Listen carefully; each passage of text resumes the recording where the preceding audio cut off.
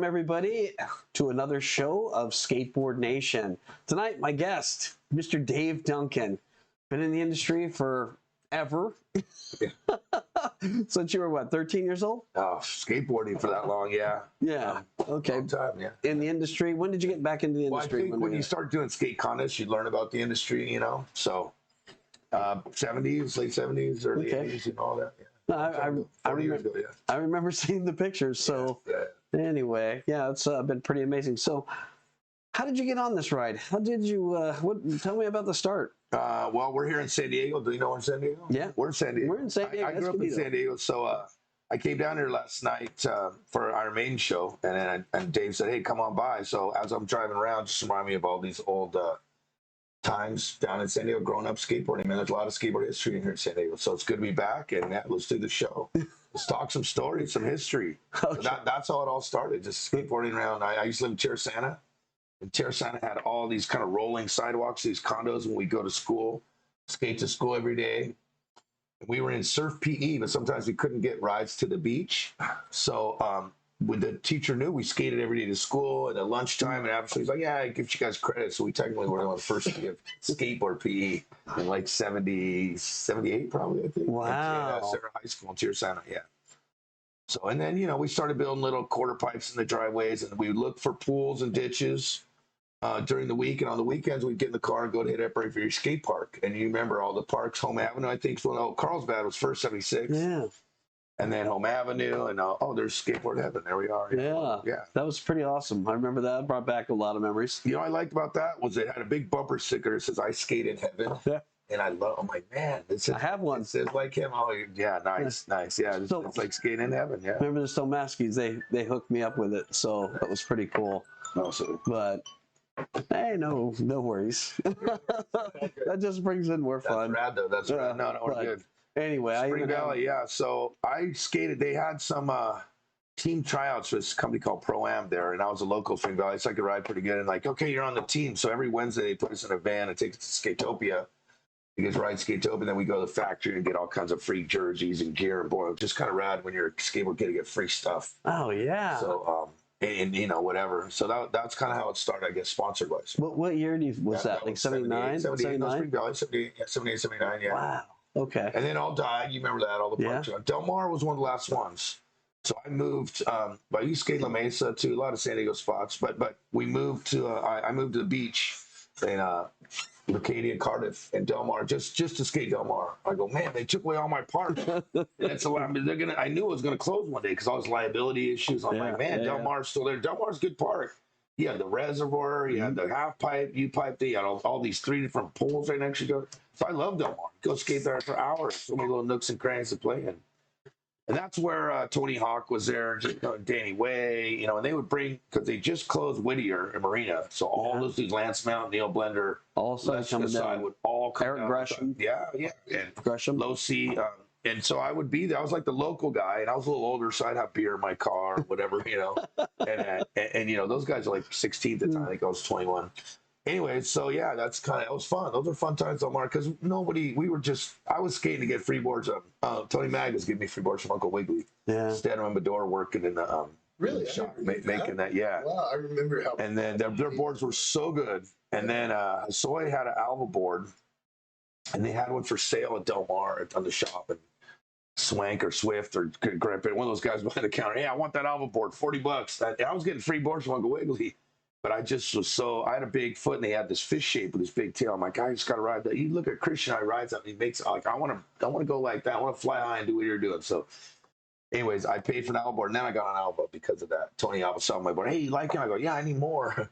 So he introduced me to Fally. So that's how that happened? And that's all that happened, yeah. Wow. I used to hang with the Soy a lot. His dad would come down and drop him off at Del Mar. He's 15. Yeah. And you come with me, I'll take you to a pool or back at a ramp. I took him to underage nightclubs and stuff.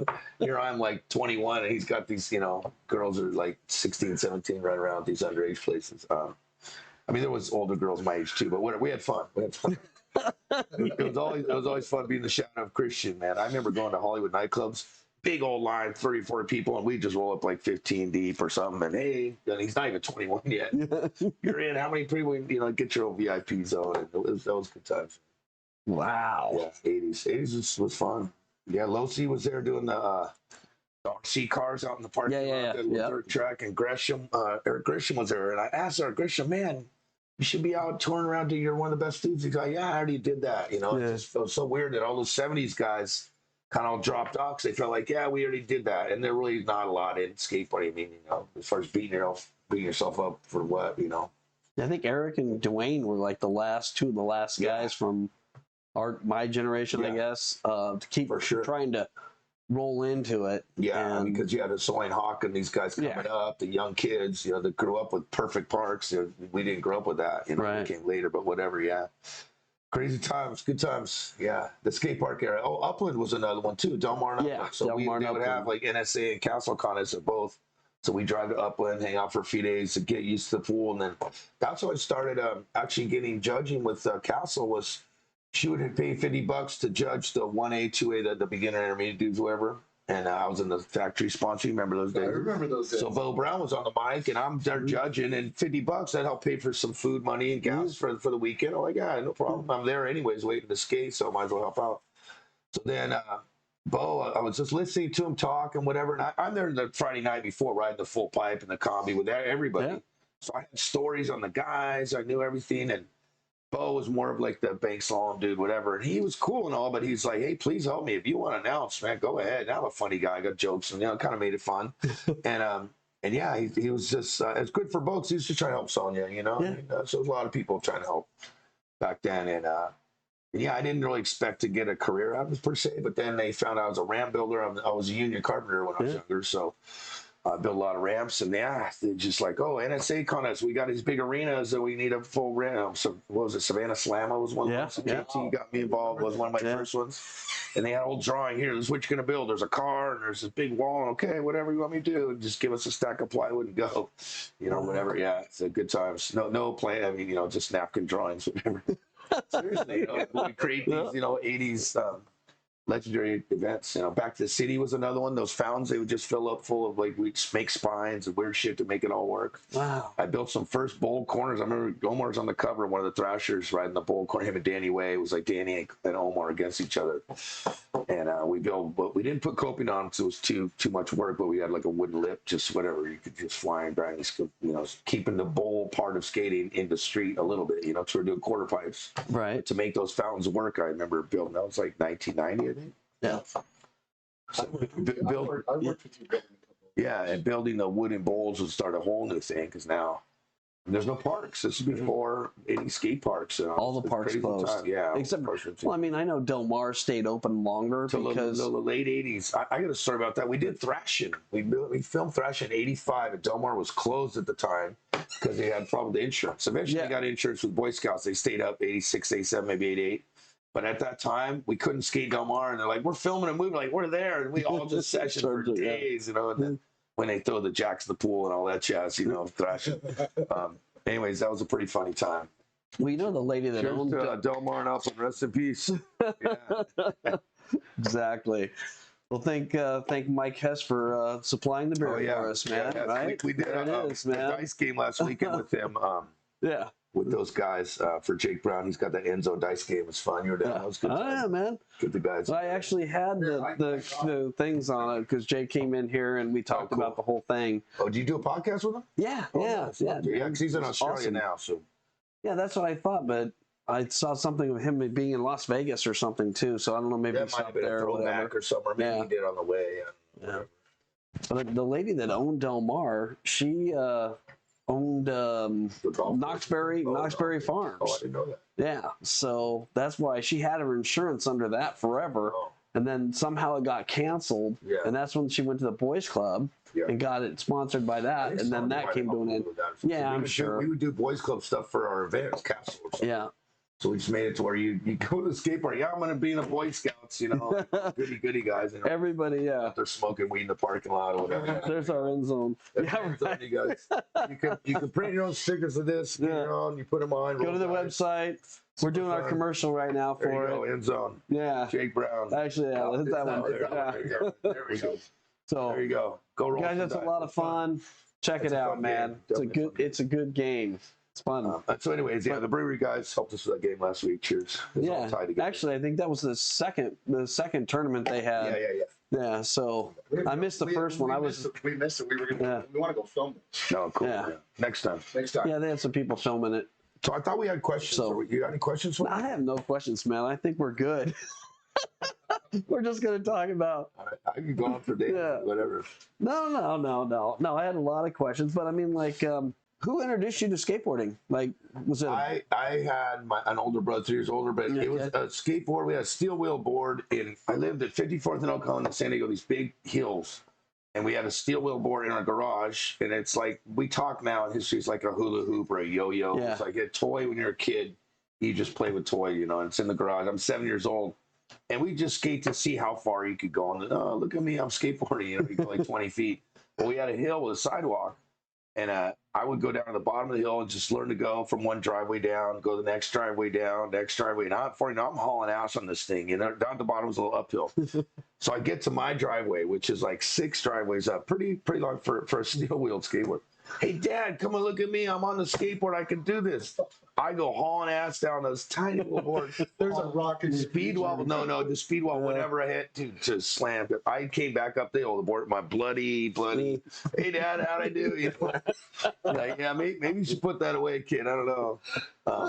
No, but years later, the clay wheels, the skaters, the surfers in my neighborhood used to ride. We had a cul-de-sac clay wheel boards around, just doing little tic tacs and little nosebleed, whatever, like surf style shit. So the Black Knight, we used to ride those to school every day. We'd make our own boards, and we'd draw pictures of surfers on them and laminate them with the resin and stuff. Like, we were into it. Yeah, like a hobby. Absolutely. That was. And I did wood shop. I made a Z-Flex, wooden Z-Flex. I had to make the mold to bend the wood and break down the ash into 3 layers, like really rad shit.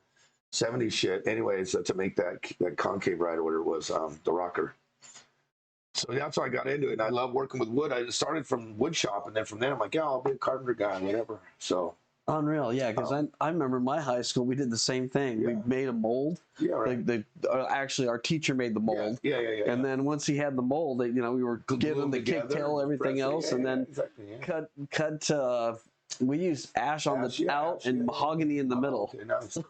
Stinger? No, just in the middle, like the middle ply. It was, our boards were harder, our boards were 3 ply. Yeah, exactly. So then they would do the other to make it lighter. You know, that's the BS we told ourselves. But yeah, it was a lot of fun, man. Yeah.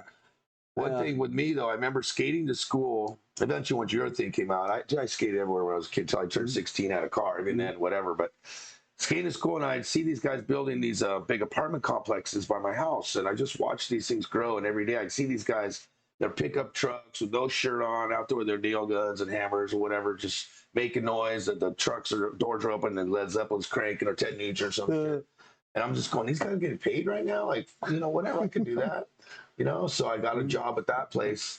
And that's how I started being a carpenter. It was literally right next to my house. I'd see it every day. So it's just kind of planted every day. Look at this going, okay, maybe that's my job. It's for me.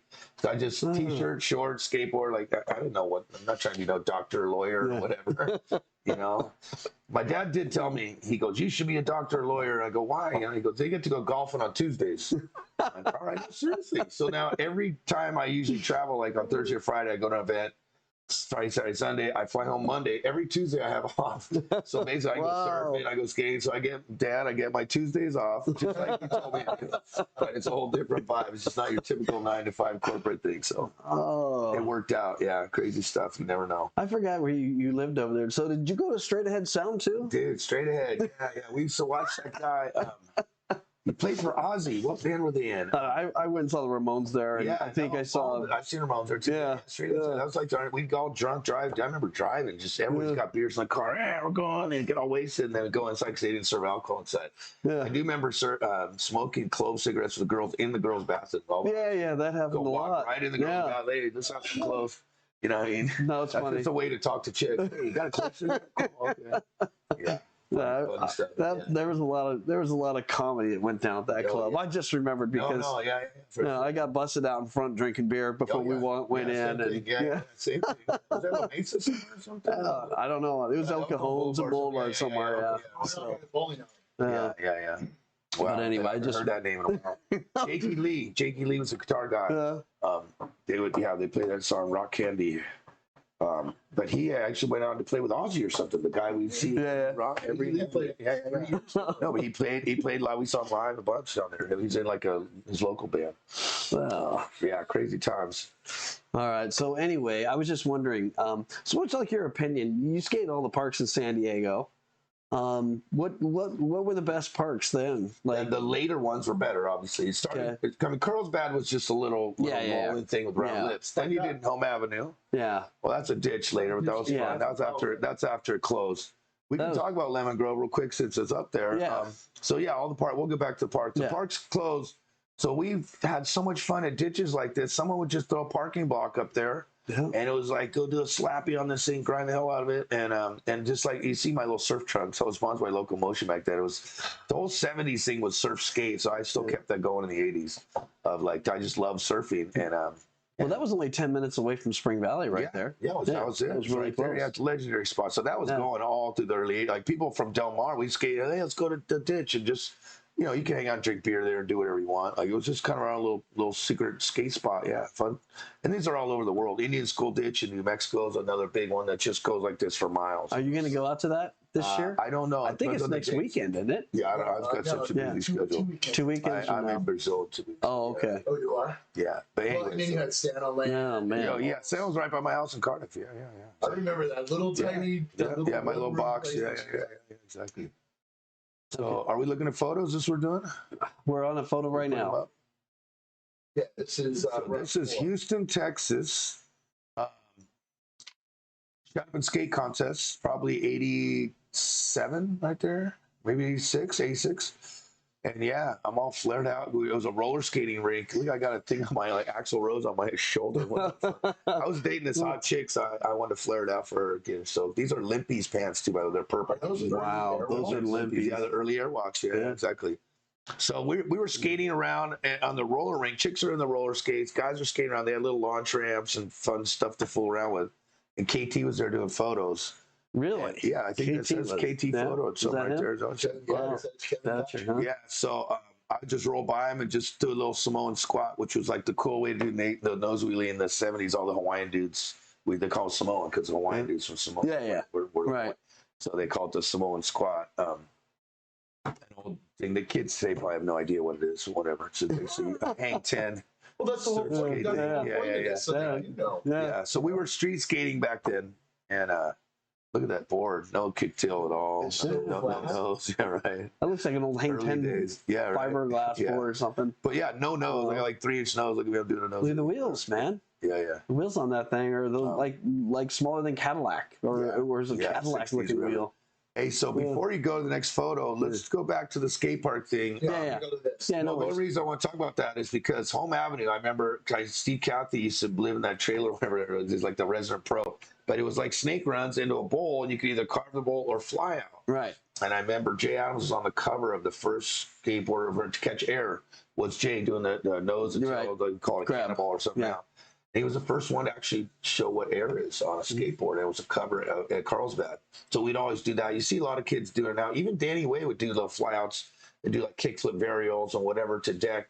And it's crazy how those early designs kind of still work sometimes. But then it seems like skate parks got better and better. So Del Mar being the last one. Spring Valley was good fun too. Spring Valley was really, I liked about Spring Valley. They had these oververt cradle carves. I got photos of me getting upside down. It's kind of what is now a cradle. But yeah, it was rad that you could. It's like a bobsled track. You can get oververt. The G-force hold you in there. You feel like you're getting upside down. So I think the highest guy I ever saw on that was Pineapple. Yeah, Pineapple was right on the top, upside down. Yeah, amazing photo of it. Scary stuff. I'd love to see that photo. That was Mr. Toad's Wild Ride. Do you remember that? It had the full pipe, like the 8 foot tall. You shoot through at the end, and whatever. Yeah. That's what I love Spring Valley. So they had the clover thing, that sharp edge on that. Yeah, gnarly. Yeah, the pool was fun. Yeah. And I rode the original Soul Bowl. It was San Diego State in the Counselors Center up there. Yeah. Which was cool to see that Soul Bowl and another Soul Bowl. And then in the 90s, I got hired to do a Soul Bowl for this guy called Chip from Soul Clothing in Huntington. So I made a Soul Bowl there. And then we did at US Open, we did a similar version for the public where we did these legends with like Lance, Salva, and Ben Schroeder, and these guys would come out to Soy. That was more in the 90s, I think, 2000s. So there's 4 different Soul Bowls, but yeah, the early ones were San Diego here, Spring Valley. I mean, virtually everybody built a Soul Bowl. Yeah. You know, when I went on tour, it was like everywhere you went, you ran into a Soul Bowl. Yeah, well, they had which was great. Yeah. Look at Winchester, for example, or Milpitas, same thing. You know, even Oasis eventually made a Soul Bowl type style that design bowl. was cool. Yeah. I mean, it's just it was just a great bowl. Yeah. Well, we're still in San Diego, so back to the parks though. Okay. Let's go back. So at those times, the parks, Upland Combi was the gnarliest pool to me. Of all the pools I rode, you remember a lot of vert, but the lines there, the round, the square, the corner, the shallow, something about that just. Salva and those guys used to ride a square pool, and everyone had the round pool you were talking about. So, like, how do we combine these? And it just was magic. And then you have the shallow for the kids to learn to drop in because they're so deep. Yeah. So the way all that. So then when Steve Van Doren asked me to design a park for Vance, I was doing a lot of the ramps on the Triple Crown, Vance Triple Crown Street, and vert ramps. We were building a lot of stuff. He's like, "Can you design a park?" I'm like, "Yeah." He goes, "I want a big vert ramp." Like we did 60-foot wide vert ramp in there. I go, "I'd love to put a pool. Can we fit a pool? I don't know how big. I want to do the combi. I want to do the gnarliest pool." Because to me, street skaters, they have street everywhere. Mini ramps in everyone's backyard. Yeah, they're fun, but a pool is something special. It's harder. You got to hop over someone's backyard fence if you're gonna ride a pool. Illegal. So the fact that we built that pool there, and we're building this thing in a mall, building the very first Vans park in '99, and in a mall, and you think it's not going to be around. Who's going to pay to skate? Like that just wasn't even a concept anymore. But this was before there was any parks. Like there was no public parks back then. So, anyways, we built the combi, and eventually they have those Protect pool party, Vans pool parties, which were legendary. They were the guys, Chris Miller, Ripping, and those things were the best. All those guys, Did you know that my little sister helped design that mall? Oh, nice! I didn't know that. That's awesome. When we went to go see it, and that's when you guys were digging up the dirt. I'm like, what is going on? Yeah, 2 months. It was all brand new. They go, "Here's your building, and here's all the mezzanines for viewing. They had to build up, and all the air conditioned shit above." I was like, "I got a street course pyramid here," and they're like, "You can't build that now. We got to put all these." I'm like, "Well, I got a contract with Vans says I have to be done by this day," and they go, "Well, dude, it was a nightmare building that thing, but we did it. 2 months, build the whole park. 1 month just to build the pool, common pool, filled it full of water, had to cure the plaster, but then we built everything. Well, at that same time, then what? About a couple of years later, they rebuilt that pool. They did later on because the plaster was a little bumpy, and then if it gets slippery or whatever happened, I don't know. Coping, they want to redo. Oh, and they want to fill in the shallow. Yeah. So because we had figured out that the pool thing technology got better to build pools. So Carge helped me build it. I designed all the templates and whatever, but I kind of we worked. He did all the gun eye and whatever. Or hired guys to do it, but he did Kelly Belmar's and Chicken's pool and Basic pool in Orange County. And I thought because he kind of did those for bro deals. I'm like, yeah, here's a real job for you. So, but it was a lot to build up. Who was it? But yeah, it's nice when they rebuilt it. They did the plaster. You get it, you fill it full of water. You hope it goes okay. Over time, the bumps start showing a little more. Everything's settled, and it's not perfect. Whereas now with Shotcrete, they can draw it out perfect, and you're done, and it's perfect. Yeah. So. Yeah, because I know that's Oasis pool was shot the same way, and that thing got all bumpy too. Yeah, both of them. Well, because the real pool contractors, like real plaster, and that's kind of what I want. I want an authentic one. That was authentic. But Shamali figured it out. So good. All the new parks are amazing now. By the way, people figure out cool stuff as far as like pools and. I feel like the new park that just got built in Montana. Mm-hmm. Oh, they have so many good ones up there. Yeah, I was watching rail skateboarding, and they had one, and it was crazy. The designs on them, like wow. I mean, who would have thought when we were young that it would be like Still that? Have stuff like that. Yeah, right. Yeah, exactly. It's like a video. They're making video game skate parks. I was in Colorado a little while back, and they told me when you get off the plane in Denver, we did a big World Cup in Salida in June, I think it was. They said when you get off the plane in Denver, you literally have 70 parks within a couple hours of Denver airport. 70. Wow. I had no idea. I know. I knew there was a lot of parks. We grew up with like 5 or 10 here in California, whatever. Each county has a few. Right. That's a lot of parks, but they got money. Denver's got money. And that's up in Montana. I heard there's like, 30 or 40 or whatever more. Good look at Washington. Yeah, Washington, Oregon. Those guys have parks everywhere too. Yeah. And if not, they just make their own. And big ups to those guys, the Grind Line guys. Mark Hubbard, rest in peace. Yeah. And Mark Red Scott from Dreamland. Big ups to those guys for original Burnside guys. that did DIY stuff just for the passion of skateboarding. And got real jobs making real parks, and yeah, they do wild, crazy stuff.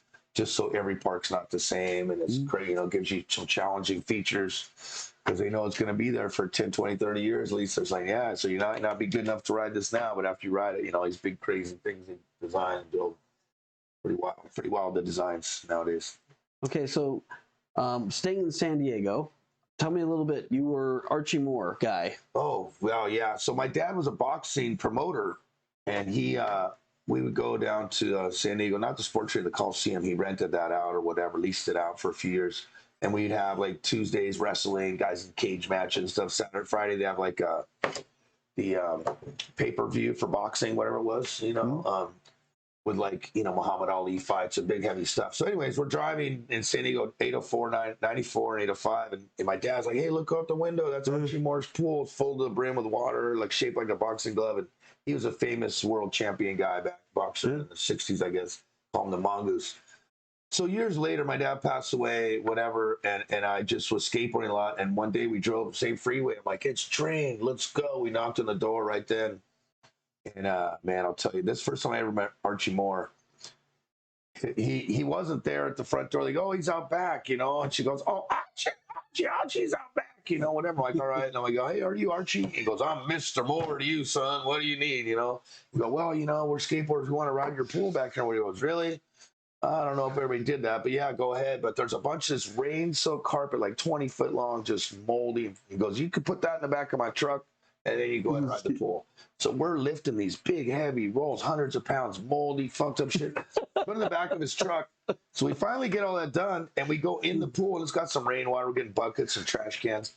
What are you doing in the pool? We're like, we're going to ride the pool. You go, what? I thought you wanted to ride around the pool. Yeah. It's the only reason he made us move all the carpeting and shit because it was up on the deck of it. So we get in there and we start threading this thing, you know, getting tiles and coping right off the bat. It's a great pool. And he loved it. He'd get his friends over there and take, look at my boys, my pool ripping, whatever. Eventually, a lot of San Diego guys heard about it. They got out after a few months, and too many random dudes that we didn't know were coming by. And his wife was just like, hey, I don't know who you guys are. You got to go. Whatever. So that was the end of that. But right now, if you look, it's a beautiful place now. They redid it all. It looks like a resort. I saw a recent photo I couldn't believe because back in those days, it was kind of run down. It's toward the end of his career. He's probably in his 70s by then. He's retired. So whatever. But yeah, good stories. And that was actually in a Thrasher, something else.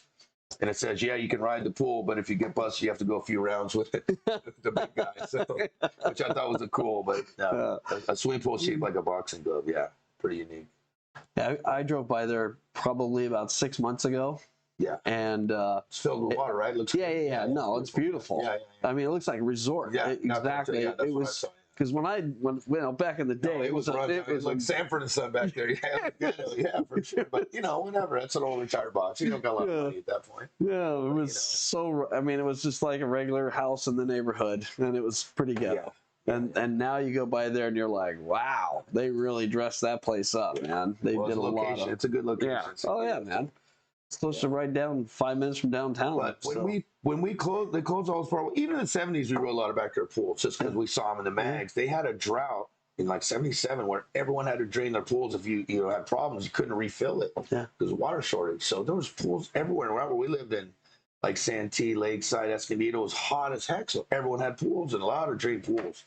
And then if you move out of your house, you have to drain your pool because of liability of somebody drowning when you're not there. So now you find a house on the market for sale sign, pool, boom, we're there. Yeah. You know, they had HUD listings telling you, well, we got into it, dude, for a while. But yeah, we love skating pools, and some of them are shitty and hard to ride, but we still try and grind or whatever's the challenge of it, you know. Did you ever get out to Hummel? Of course. I rode the Hummel pool. Yeah. Okay. Because, I mean, there was a lot of... There was a lot of burned out houses from the fires and stuff. Pool. There's a few different ones we rode out there. One specific, it was just called because of the main pool everybody would go to. Was that the one that was the burned out house? Okay. It was just a regular little. Did you ever skate the original Kona? Of course. Yeah. We were our finger on the pulse of all San Diego pools, and even San Juan was a famous one in the '80s. Was the most perfect pool that rode that you could blast in. Whatever. We'll get to that later, but yeah. Okay. Well, I'm just wondering, like, okay, so you get on Alva, they give you a board. In the 80s, In the 80s. I rode amateur for a while. And then I started traveling a lot. I went to Brazil, I went to Europe, started getting some photos in the mags. and I was always hanging with Soy and these guys traveling around. We go to the contest and they ride pro and I ride amateur. We'd just be raging around together. So I was always in the mix of, as far as just getting, this was before videos and Instagram and stuff, and just getting in the mix. And then they're like, oh, okay, you're kind of famous now. We'll get a board. I actually remember the first time I remember meeting you, like outside of like the early days. Yeah. And that was in Germany. Oh, wow. And you and 90. Don and Danielle. I built the ramp for World Championship 90-91 was the first one. Yeah, that was when I went. I went over there for the Plan B. I was team manager for Plan B because Ternansky was getting married. Okay. And he couldn't go on the trip, so he sent me. Oh, right. That was a wild time, man. Jesus. Yeah. Those hotels, you in your hotel, at 1 in the morning, you hear 500 kids skateboarding down these cobblestones. Like, they would take over that town, man. They took over the town. Yeah, you go to the bus station or just big sessions, go to train station, everybody comes. Everywhere. Everywhere you go, there'd be 5 or 7 or 10 people skating bicycle racks or whatever it was, man. No, good times for sure. That was I think that was in Munster. Yeah, that's right, Munster. Yeah, we did those for many years. Yeah, those good times. But I just remember because I knew Don and Danielle really well. Yeah. And I mean, you were a Grom when I was. I mean, but you were taller than me. But I remember in Spring Valley because I worked there. Yeah. I was the kid you'd come up and pay the money to, right? To work in a skate shop. It's like working at a skate shop. You actually go to the park, you get your breaks, you get to actually go rail. Good for you. Because everyone dreamed of having that job. Well, that's what I did. I got on the skateboard team before you, like probably the year before you. I did because I was on it in 77 or 78. Cool. No, it was 77. Yeah. And I picked up trash around the park, and so we were skate patrol or something. Yeah, I remember, skate patrol. Yeah, skate patrol or whatever. And we got to skate free, and because I paid forever on that. Right. And then I finally got in there, and then I worked behind the counter as well. That's what I said, the dream job. They skate free. It's like working at Disneyland or something. That was it, man. All these rides to myself. Yeah. I had the keys to the place, man. We'd have midnight sessions. I had a lot of midnight sessions. And they never said anything. This was after Steve Cathy wasn't because after Home Avenue, I know he went to Spring Valley and was resident pro there. Yeah. And then I came in and started working in there and got the keys. And I used to let all the BMX guys come in there as well because they were super gnarly. And I was like, hell, I don't care, man. Yeah, I'll leave the lights on till midnight or 1 in the morning. And that was a lot of fun. Wow, good stories. Yeah, that was a lot of history back then. That was. You got another photo? What do we got here? Yeah. It's on him. But he's the one who's directed that. Well, no, okay. So we'll pull up a photo. I want to know who did. We're talking about. Oh yeah. Well, that's a good one. Yeah, I was looking for San Juan coming out. Okay, so this was. Dude, we rode for Jimmy's, and Jimmy's was a big company. They did like 6 in the morning. You got to be at this. We had an abandoned pool, and they had a big RV motorhomes with all these like clothes and shit that we had in the hair and makeup kind of bullshit, whatever. And we're like, you got to go skate. We have to be there at 6 in the morning, and we all went. We showed up on time, but Asoy, we were partying, whatever. He shows up later, like 10 or 11 or something. So we did all our work. We got all our photos, and it starts raining. And we're like, Soy, and he's supposed to be a superstar. And he's like, don't worry. Luckily, this is one of the hundreds of pools that was okay to skate in the rain. So they have puddles at the bottom. They're slashing through them. It's like surf skate style. Yeah. He's going up to lip, and it's just like a rooster tail spray is what they call it in surfing. Yeah. And it just came up with these like magical photos. Like, classic of Soy. He's late, but he's worth the wait. He came through. I wish Scott Oster was there. We had and Hackett, Olsen. We had some crazy stuff. So that's what this is. One of our shoots for Jimmy's. It was raining. That's awesome. That coping was gnarly. It was rock coping. Yeah. And this is 85. Well, it says 87 when I signed it, but the photo's actually from 85, 86. This is Houston Shop and Skate. Was the biggest ramp in the world at the time. 10-foot trannies, 2 feet of vert. Everything else was like 9. That's Shop and Skate in Texas?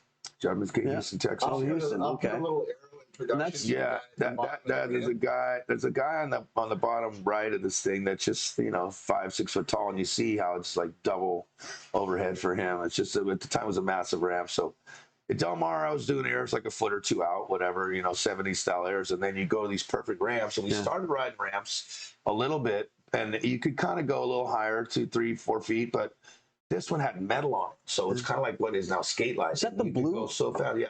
Well, That's they the painted blue red one time too, but it was blue rub, yeah. Okay. But you could go so fast on that metal, it was just you would haul ass. Yeah. And it painted it, so it was actually grippy metal. And man, what a good time that was. I went to that contest in 91. No, yeah, 90, 92, 91, 92.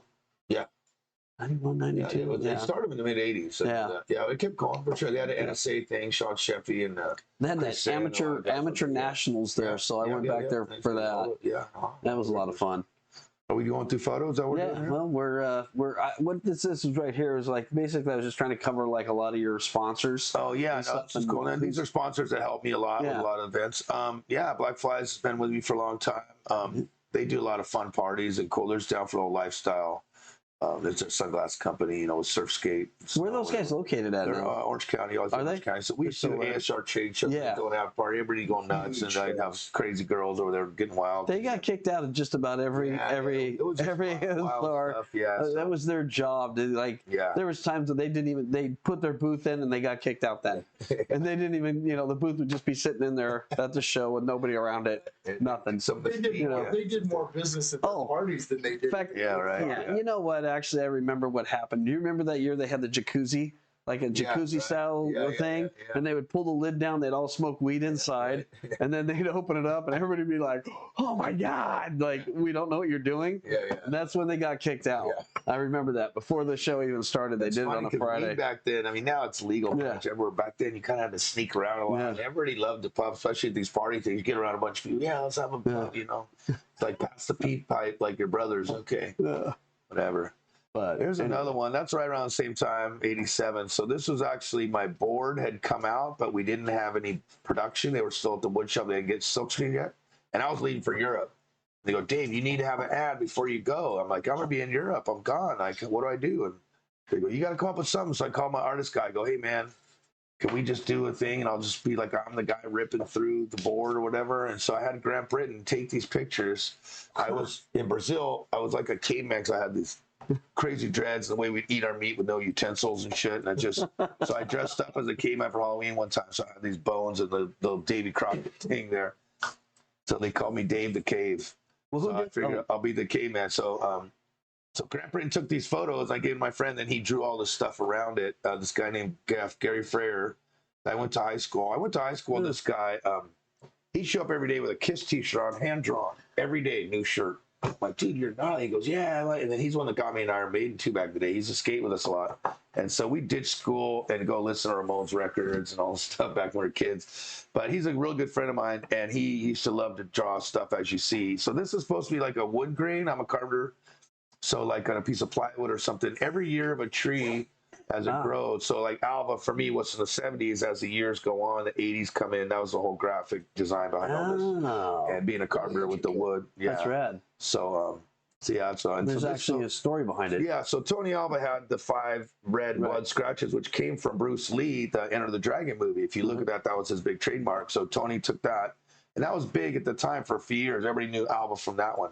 So I kind of had to take that. I just thought I'd take the Alva and that, which is the original artwork, and put my own twist on it. So Gary made the Alva logo kind of cool. And then because of my Dave Duncan design, this 3D, it made the hand come through like a 3-dimensional deal. So yeah, there's one of the stickers right there. So big shout out to my friend Gary Frayer. They call him Guff. He works at a tattoo studio. I think it's called Royal Tattoo or something, San Diego. Yeah. Great guy. Yeah. He was at the Maiden show last night with us. So yeah, well, there's one of the boards. Mini. We did mini versions of it because the kids, our boards were too big for it. We wanted big boards, big wheelbase to ride big stuff. And the little kids are getting into it, 12, 13, 14, riding lawn tramps and street stuff. And so we decided we have to kind of tone them down a little and make. So everybody had their own shape. We just do a smaller version of it. And that's right when the noses started getting a little longer, a little kick coming in the nose on that one. You see it? A little square. Yeah. And for a mini, that's got a lot of nose to it, so that's pretty cool. So I guess we're going through photos here. Is that what we're going to run through photos. That's a great photo. We've got a bunch of photos. This is Gonzalez's pool in L.A. where Tony Alva lit the coping on fire in the 70s. Oh, really? In its 70s. That's that same photo? That pool, the same pool. And for me to just be able to skate, I was like, wow, I've been wanting to skate this pool forever because it's such an iconic spot. So they knew the owner guy, and every once in a while they let a bunch of people in. So I think Jay Adams is here, maybe Hackett, I don't know, a bunch of the Alva guys. Not as you see, pretty big session. And it was just fun, dude. Oster and those guys, Murray used to ride there a lot. And yeah, dude, everybody's just in there just slashing and thrashing around, fun time. So I think this is a Grant Britton photo. Yeah, he came, we invited him up, and yeah, whatever. Got the Losi sticker on the tail there. Big shout out to Losi. I used to ride with him a lot at Del Mar, and he had this Team Losi. It was actually shaped of a kidney pool, and that's what I loved about that sticker. So another photo here. We're going to Australia. This has got to be like '89. My dreads are getting a lot longer. And yeah, there's that same board. '88 maybe. This might be '88 because that same graphics. I had a Tiger board later. I think this is '88. Yeah, it's Australia, big demo. We toured all over there for 3 weeks, went all over Australia. It was awesome. Yeah, I got to see a lot of the old school parks that were there, though. Yeah, because they have some amazing parks. Yeah, so down there as well. This is your trick, Dave. Yeah, man. I'd throw it in there. I had to learn the Andrex. I had regular inverts for a while. I like doing regular inverts and tuck knees, but then I had to learn the Andrex. But I never grabbed between my feet on my backside there, so I always grabbed in front of the foot. So I kind of had to learn to get that, but I got it. You see my front foot flapping a little bit, which kind of part of it. But this is '85, dude. This is early days. That was freshly laid concrete. It is. It is. This guy just built this pipe. He eventually put a roof over it. It was called Beagle Land. And the best thing about this was there was a pet lion. Yeah, BIGO, Beagle Land. This pet lion that he had was like, maybe a month or two old, and little kittens will walk up and go. This thing would walk up, roar, roar, like a roar, like. But he was playful. He played with him as like a little kitten, but he's a lion. Like, what the hell? I went back to the same place a year or two later, and with Gibson, we went back, and the lion was just full. They had to put him in a cage. He'd bite the kid's head off or whatever. Like, it's just who do you know owns a lion there? Yeah. This amazing. So that's the same area. Same era. Yeah, this is original Upland. I think Bruno Herzog took this picture. I think he's passed away, Bruno. Rest in peace, Bruno. Bruno died yeah. 10 years ago. Yeah. So anyways, he took this photo for me. And yeah, whatever, just sessioning. That's one of those castle times when we had probably a contest the next night or something. It's a big air for that, down that hip. That's an alley-oop, actually, is what that is. That's an alley-oop. That's how I get my tail so high to my alley-oop in it. But yeah, it's something about just sessioning that pool. You drop into that corner and get to blast that wall. And the more you do it, it's kind of like, okay, I got this. You get it locked in. And it had nice big coping, so your board would stick to your feet really good. Yeah, see, I'm grabbing in front of my foot. We just talked about that. So yeah, combi pool original. So that, to me, I just love riding that pool. The speed, and you drop in these, they're so fast because it's so big. And that's why I redesigned the Vans combi the same, because I just love this pool the way it works. So it's not the same though. The shallow end was offset in this one, and in the real one I tried to bring it back in the more middle just because we could. I don't know, more of a unique design. And we're back to more pools. This is San Juan. Look at my hair; looks like a palm tree right there. It's getting longer, so it's got to be '88. That's a KT photo right there. He came down to film us one time for Thrasher. And yeah, this man, you had to work back to back to get airs. That's how you couldn't just roll right into this, because no diving board you see behind it, there would be a diving board, but not this one. We have another shot, but it's so yeah. So anyways, this is just a backside blast and a real backyard pull, which is pretty rare to get that high out of real backyard pull. Just get the speed. That's huge. You know, speed. Well, you see on the hip how much vert there is. Yeah. No, it was a fun pull, but that coping was gnarly. That was all vert. yeah. The coping was we call firecrackers, all like these little pebbles and stones in there. Right. You really got to lay into it to grind, or else it'll just stop your truck and you'll fall. So when you go, you got to power it, and it would polish your truck real nice. This is right around the same time, 85, 86, we took this team photo. So a lot of good guys in here. Jeff Hartzell on the left. Ray Flores right next to him, old 70s, 60s, 70s guy with his kid, John. Then you got Fred Smith. You got Dennis Martinez, who you grew up skating with. Yeah, he was Tony and him used to be cool with each other. They hired him as a team manager. And then you got Mondo, who was a Cherry Hill guy who moved out to California to help Tony do all the graphics and designs to work with him. Then you got Munsky, who's originally the guy, he's an artist guy there in a white shirt. He did the original Dagger logo for Thrashing. He was Monk in the movie Thrashing. And then you got Eddie Radke with his first board out there. And then you got Chris Cook with what was called the Street Fire. So him and Hartzell designed the Street Fire. Remember, they got 50 cents a board because they were amateurs, and they'd split it. So they got 25 cents a board each because at the time of the amateurs. But they worked at the factory, and they're both good. They went on to get their own pro model eventually. But this time, this was 85, 86. There was only a handful, maybe 20 pros in the world. If you're not one of those 20 pro, like Lance, Neil Blender, Tony Hawk, Les Desai, Mike Smith, whoever. If you're one of those, you're not getting a pro model. You're just, who are you? You're some street skate kid or whatever else. So anyway, so they had the Street Fire. They got that. And then there's a dagger board right next to it there. And then there's me and TA just hanging out. Yeah, Tony actually had makeup onto this one too. He had some makeup to make us look cool. So that's what he was doing. We all had our black shirts on. Yeah, we had black shirts. You got to look tough. It's funny they put all the blue sky behind us. Here we are all tough hanging out. Beautiful stuff. Yeah. And then hang on, what do you got to say? That doesn't matter. No.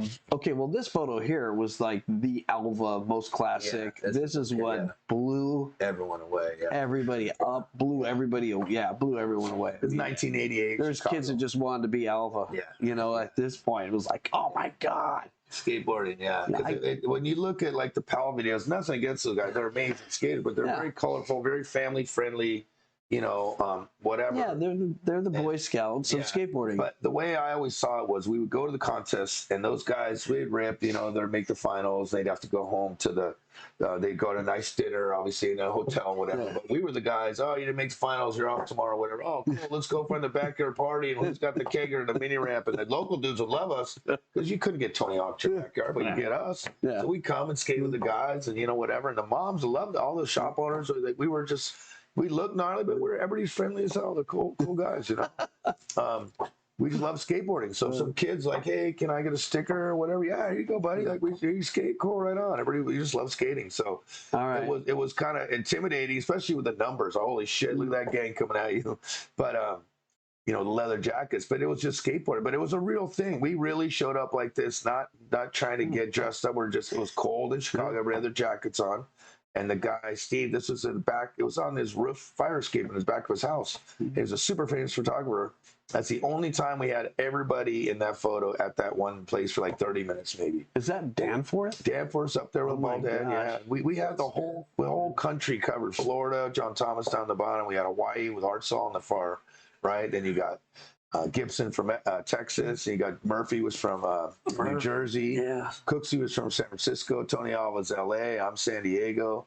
Then you got Craig Johnson from Dallas, and then Gibson was from Houston. So we had Texas covered. And Fred was from North Providence, Rhode Island, whatever. Eddie was Long Beach. So yeah, we had. If you look at a map, we kind of had guys all over. So when there's demos or something, we'd always have an Alva guy in that area handling shit, and that was kind of smart. But it's all just naturally kind of came together that way. We didn't really plan it, which was amazing. When the success of Alva to just be out there doing our thing. Yeah, it was cool. Look. This is down the street from the factory. We went to a Halloween party there, and it was filled to the brim with this old messed up green water. But we're like, man, I'll bet you that pool's good. So I sucked on the hose down over this hill to get it to drain, siphon. It took like 4 days because the hose was so small. We keep every day going back. It's only down a foot or two. We're like, oh, it's gonna take forever. And then we get to the bottom, and it's just all moldy or whatever you want to call it. Just bad. So we had to clean it all up. But then eventually, once it got sunbaked for a few days, it was good. It was one of my favorite pools. So there's where we have a diving board. Could roll right into that face wall and just blast. And you see the coping, that firecracker coping. It's gnarly. But yeah, so there's one of the round walls. There's 2 round walls on left and right, and that's why you could kind of work them back together. There's a little bit of flap on them between, but whatever. It was you could do some speedy carves in there and figure eights. It was fun. It's 88, 89, 89, yeah. There's we're going to talk about this, even though we were going to dump it. Let's talk about him. That's Mondo. He passed away. He came from Jersey. He was a, and that looks like Tony Alva on the back of it too. He was a Cherry Hill guy, and he was down for Alva. This is when Tony had the Bruce Lee scratch, and then eventually we came out with a lot more graphics and airbrush stuff, and Mondo was behind all that. He was a surfer, and he did airbrush stuff on surf, being an artist. So, yeah, rest in peace, Mondo. It's amazing how many people we've lost, and of our age, younger than us. Yeah, guys younger than us too. Yeah, so this was in Brazil. This is a recent photo from a few years back. Look at this Brazilian skate park, probably built in the 70s. How much vert they had while those kids standing there watching. And I pushed like heck just to get up on that coping right there. But it was fun. I had to ride. It's the local guys. Hey, you got to come ride our pool. I called them just the shittiest pool. Like, all right, guys, I guess I'll try and make something out of it. You know, whatever. But yeah, you look on, even on the both left and the right, the other wall, look how steep that thing is. Yeah, there's no transition. Yeah. It's just, you know. Like you asked about what parts, you know, in the beginning, they didn't really know. And how do you expect some guy in Brazil? Yeah. You know, they give him a drawing. He goes, okay. And then nobody was there to oversee the transition. They look like walls. They don't look like transitions. The roll in where you roll into the pool. And they thought, oh, the guy that did the drawing is okay. Here's where you roll in, but it didn't work. Whatever. But hey, it's on the beach right there. It was cool. The water. This is my good friend Spidey DeMontron. That's Santa Cruz Spidey. He had a mini ramp. One of the first mini ramps that was famous, like back in those days. Is this in LA or? It's El Monte. Oh, El Monte. Yeah. Okay. And East LA. He was friends with Lance and Neil and those guys, and they'd come and ride his little mini ramp, and they would learn tricks on the mini ramp because we were all rode vert back then.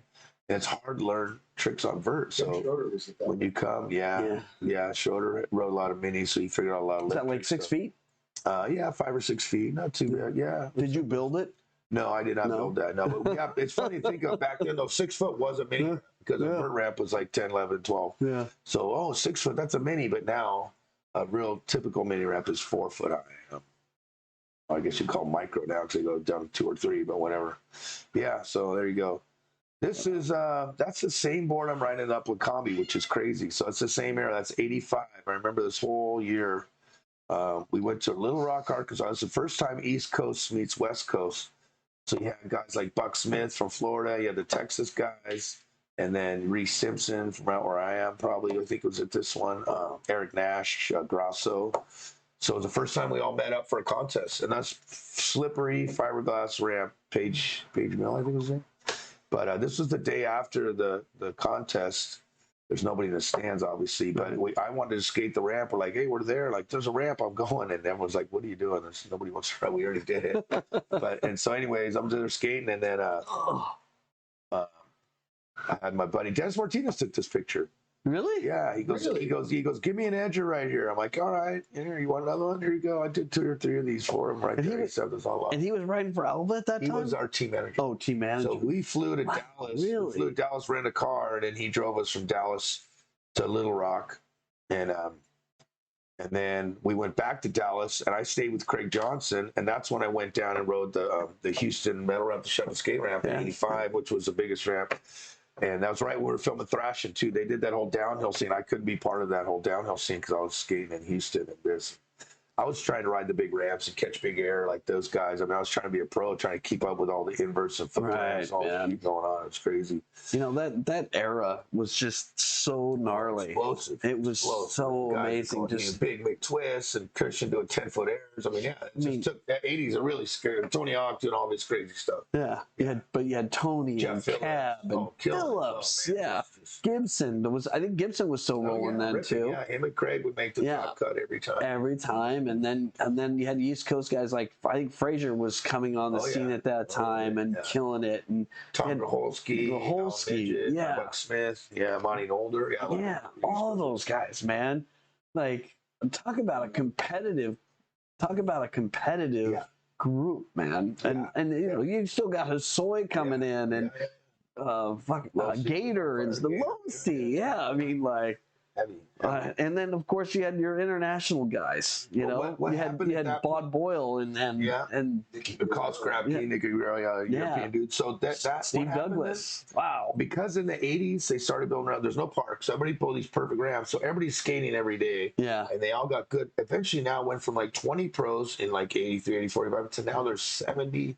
I remember we had a cut in 89. We had.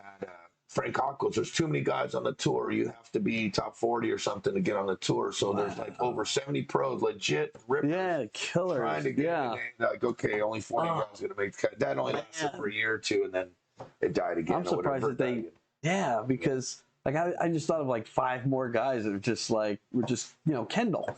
You know, like there's another guy. Like I know. So good. Yeah. And man, like. But the thing is, too, about that was earlier, but those ramps were so perfect and on a perfect. See all the pool. Everybody can. Yeah, I know. Everything was terrible. Yeah, a lot of weird design. So now you make a perfect ramp, and okay, now you can get the pump and the flow and practice. You know. Yeah, that's totally true. Session, whatever. I guess it really changed skateboarding. You know? Yeah, I remember my skating first contest was Arizona in '87. I was making my comeback. Right. And it was about 100 and that old was it the surf park thing? Where was it in Arizona? Man, I don't know. Dwayne and Miller were at one of those. We did a few. Miller Chris was there at that contest. We did a few. But I just remember it was like 105 or 110 degrees. You know what? There might have been super slippery. They wanted to turn. They wanted the people to turn the masonite up. Yeah. Because it was so slippery. I slipped, broke my collarbone on my first. I did a backside air, trying to get speed for the next one, and just landed a little sideways and went straight down. Done. Wow. Yeah. Yeah, and that's the worst. I hated the slippery masonite ramps. Thank God those are over. Now that I think about it, man, there was so much talent at that place, man. It was unbelievable, man. Like, I'm going to make a comeback, you know. I was just like, oh, let's have fun, you know, at that time. Right. And I was having a great time, and then all of a sudden, it just shattered. That was it, man. I was like, okay, I'm done. Right. And then my next skating was like, Bert was just all for fun with H Street, you know, because Chernansky was always like, Andrew, if you want to get in the video, yeah, right. you got to do 540. I'm like, all right. Yeah, right. Every time I ever did one, the camera battery was dead, or they weren't filming it because I tried like 500 times, and they're like, oh, come on, man, make it. And then you make it, you're like, oh, shoot, you didn't get it. You know, it was just funny. That was at Andy's ramp. That's where I was always doing it, but it was a lot of fun. Yeah, good times back in those days. Good times. Yeah, man. Yeah, man. The traveling, you know. Yeah. I know you did a lot of traveling because you skateboard travel, and then afterwards you traveled with all the work that you did working for the Skateboard Pigs. Yeah. So 2 or 3 times a month we're doing something somewhere. Exactly. Yeah, that was crazy. Very blessed on that. Yeah, here you are digging out another pool. Yeah, just like 1,300 pool that you lost track. You know, it's funny when I was in high school. I was like 9th grade or something. I started writing because I'd written like 40 or 50 pools. I'm like, man, I need to write these down. So I have this list when I was a kid. It's on my thing of all the pools, like the first 50, 75 pools I rode probably, and then it just got into 100. I just can't. Luckily, we have some documentation of some of them. I got shoe boxes full of photos. Like, wow. This is I just grabbed this stuff off the internet or whatever. Like, I have too much stuff because I didn't know I was coming or whatever. Yeah. We're here. That's skateboarding right there. Yeah. Well, we talked on the weekend about coming on the show, and you said, okay, what day? Monday. Okay, let's go. Because we were at the dice game. When I was asking you to come on, and here we are again. I love it. It's kind of like the Dave Crab thing. Yeah, Dave Crab. Just like that. Yeah, Dave Crab came in. Yeah. Oh, cool. He was in here while he was here to see. He was here for 3 days. And I ran, and he called me up like, Dave, what are you doing? I'm like, nothing. Hey, you got to come on my show. How many days are you going to be here? He goes, 3. Like, you got any time to come in? He goes, sure. I'll come in for you. Cool. You know, and then he came in and we got to talk for an hour and a half about it. And he helped me build a lot of those ramps. I'm sure he probably told you a few stories. Yeah, absolutely. We heard a lot of stuff. We heard a lot of stuff. Yeah. You'll see it this Thursday. Okay, cool. This Thursday. I'll have to check it. Tune in on Thursday. Tune in on Thursday. In 2 weeks. You should have turned in. So whatever. You can go back and look back. So he's going to be next Thursday. It was like a surprise visit. You know, because he just said I need to get off the island and come over, and he lives in New Zealand. That's an island over there. Yeah, and he's got the most beautiful home ever. Yeah. And anyway, he's he came back a hard worker. He's awesome. Yeah. So anyway, but so cool. That's why yours is going to be the following. You'll be following Dave. So anyway, where's that photo of the edger we just had? That's one of my favorite photos. Nobody's seen this photo. This photo here. This is a screen grab of a video. This is at shout out Clash at Claremont. This is Clash at Claremont, and this is I'm announcing like they had the skater cross thing with Andy McDonald and those guys. Okay. They ride Jeremy Green. Those dudes. So this was a few years ago. And then they had this before COVID, and then they had Mike Vallely, the Black Flag, playing on the deck. Yeah. So. I was there that day. So while they're on the deck, I can't talk because there's a band playing. I put the microphone down, and people are just ripping the pool session. I just jumped in with no pads. I'm like, I'm just going to carve around and grind around. And I got so amped that on one of these carves, I just went up full speed and was on the coping, just I had it down. I'm like, whatever, but I didn't realize I was. Dude, I'm literally wheels on coping right there, full 70s style. That's living on the edge right there.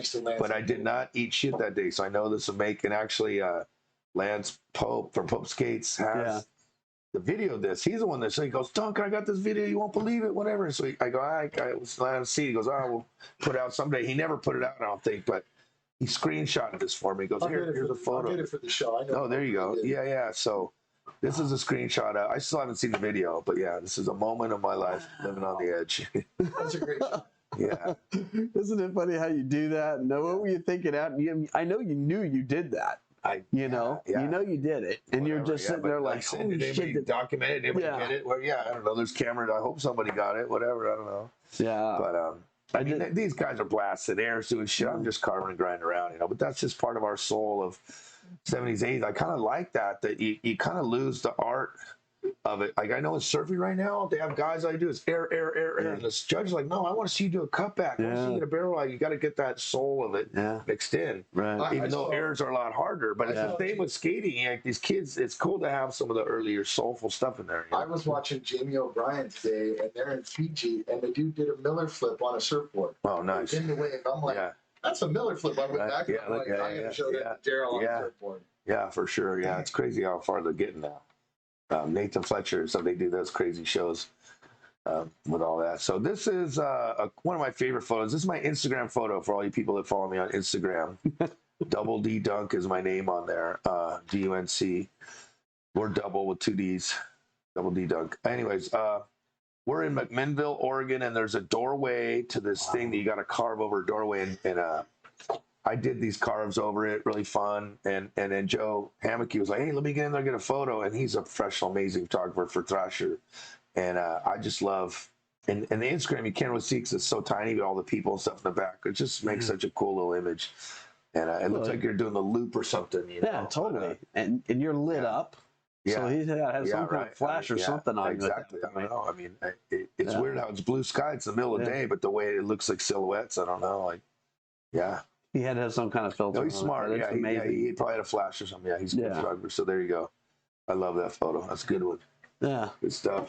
Yeah. Okay, so you've gone through a lot of generations of skateboarding. Okay. Yeah.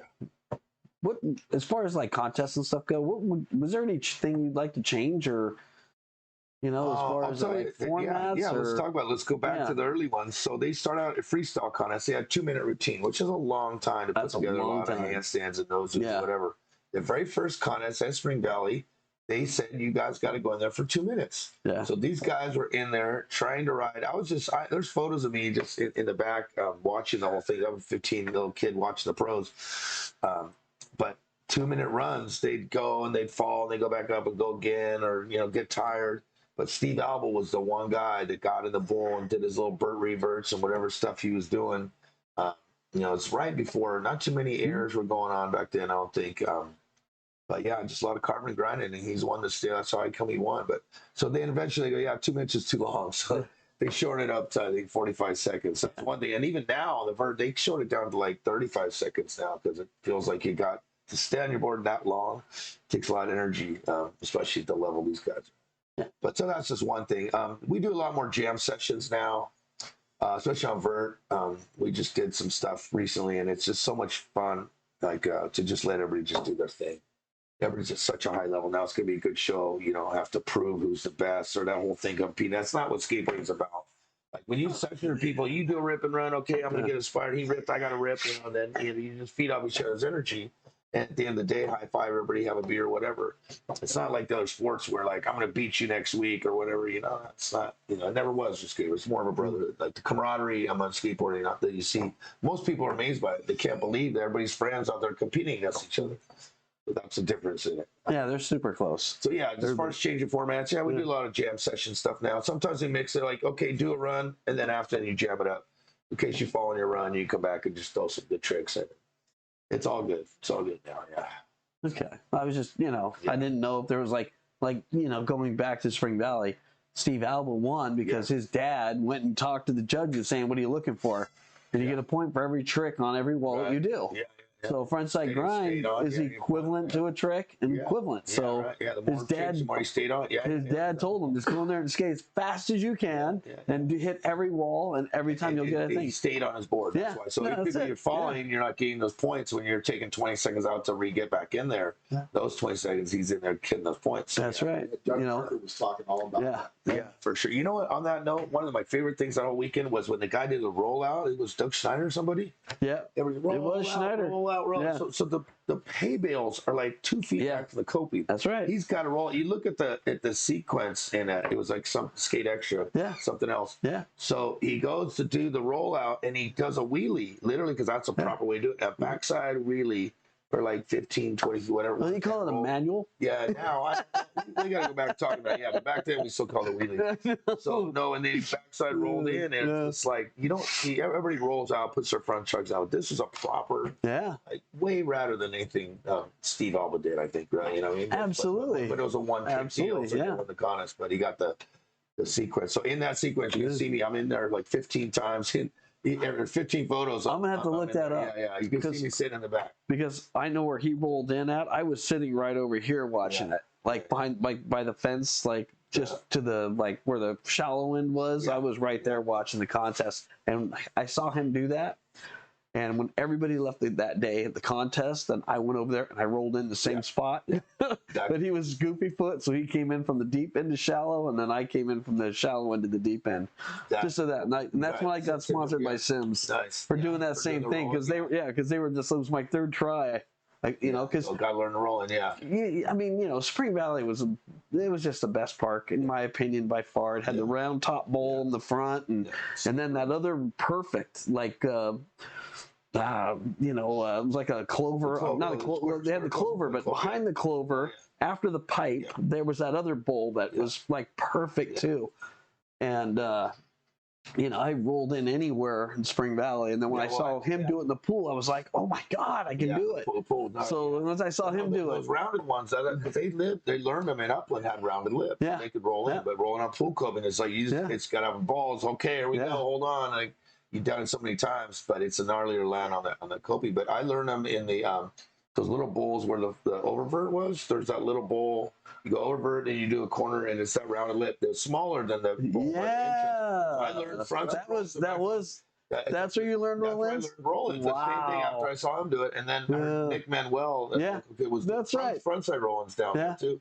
And Blackheart, and I'm like, I learned frontside, learned them there. Then I took him over by the pro shop or by the entrance to that bowl. And then the pool, So like you say, you can learn different things there. Like, well, I know at that was part of Mr. Toad's Wild Safari. I love that thing because that was both sides have oververt on both sides, and you'd like roll out and then roll back in oververt. It was just. And it was all vert, man. Like, that was a super good. I just love that park so much. I just wish everybody could have had a chance to skate that. And I mean, that was Mr. Toad's Safari Wild Safari ride was a snake run. That was El Cajon had a good snake run too. El Cajon had that fun little hips and stuff. And you know who I like too? Colton. Colton. Oh yeah. Colton was super good. That place was awesome. No question about it. That's one thing that the new parks don't have those. There's so much street stuff, and they have those crazy snake run. They don't have thing, that we would just the soul of it all. Yeah, so awesome. It's kind of like the pump tracks that they're building. Or kind of has that same feel, but like this, you need to be up, be up grinding and getting, give me some kind of wave thing, just instead of just going, horizontal. Yeah, they always have the little bank things and stuff. That's about grind line for sure. We'll do that. So crazy stuff. Yeah. Well, do you think, what's your opinion on, I mean, when we were skating in the very beginning, there was freestyle, there was slalom, and there was all that kind of stuff, Do you think that's ever going to come back as a part of our skating? I see it. I still see it. There's that kid in Japan just came on the scene freestyle. Like some young teenage kid just doing Rodney Mullen type stuff. But I don't know. I mean, you got guys like Tony Hawk and Rodney Mullen that, in my opinion, were so far ahead. You realize I can never do that, and it is even fun doing that. Just whatever. Rodney had to stay in his garage, so he had to do it. But anyways, I don't know. Sonia made us do it all for Castle. She's like, if you want to win the overall, you got to go do the slalom and the freestyle. So I knew how to freestyle. I like to do the slalom. Bank slalom was fun. But I think the slalom stuff's still around. It's, you don't see. You gotta be around, it is. yeah, you got to go to a place where the people are doing the cuts. Fun. Yeah, you know? But I mean, it's like I mean, if you were ever wanted to be like top skateboard person right now, man, I would be jumping on to freestyle. I'd be jumping on, like the slalom stuff because you don't have the competition. Right. Street, man, there's a million kids in the street. Have you heard about that freestyle that's back east? It's funny. Maryland, they've had 3 contests now. They had the last contest. They had 35 awesome. show. Yeah. It's picking up. Kid on YouTube that does the contest. It's definitely, cool. Yeah, no, it's definitely picking up. So I think all forms of skating has those roots. They're definitely gonna be around. They're never gonna die. So you're gonna start like practicing your high jumping again? Those are fun. Or barrel? The broomstick with bricks and stuff. Exactly. Yeah. Or just cans with a stick. Or or barrel jumping, man. Tony Alva's always gonna carry that. Right. He's got that for like that record's 40 years old. Yeah. Or maybe more. Yeah. I mean, that was a long time ago, and he jumped to 23 of those little barrels, 1 foot barrels. Yeah.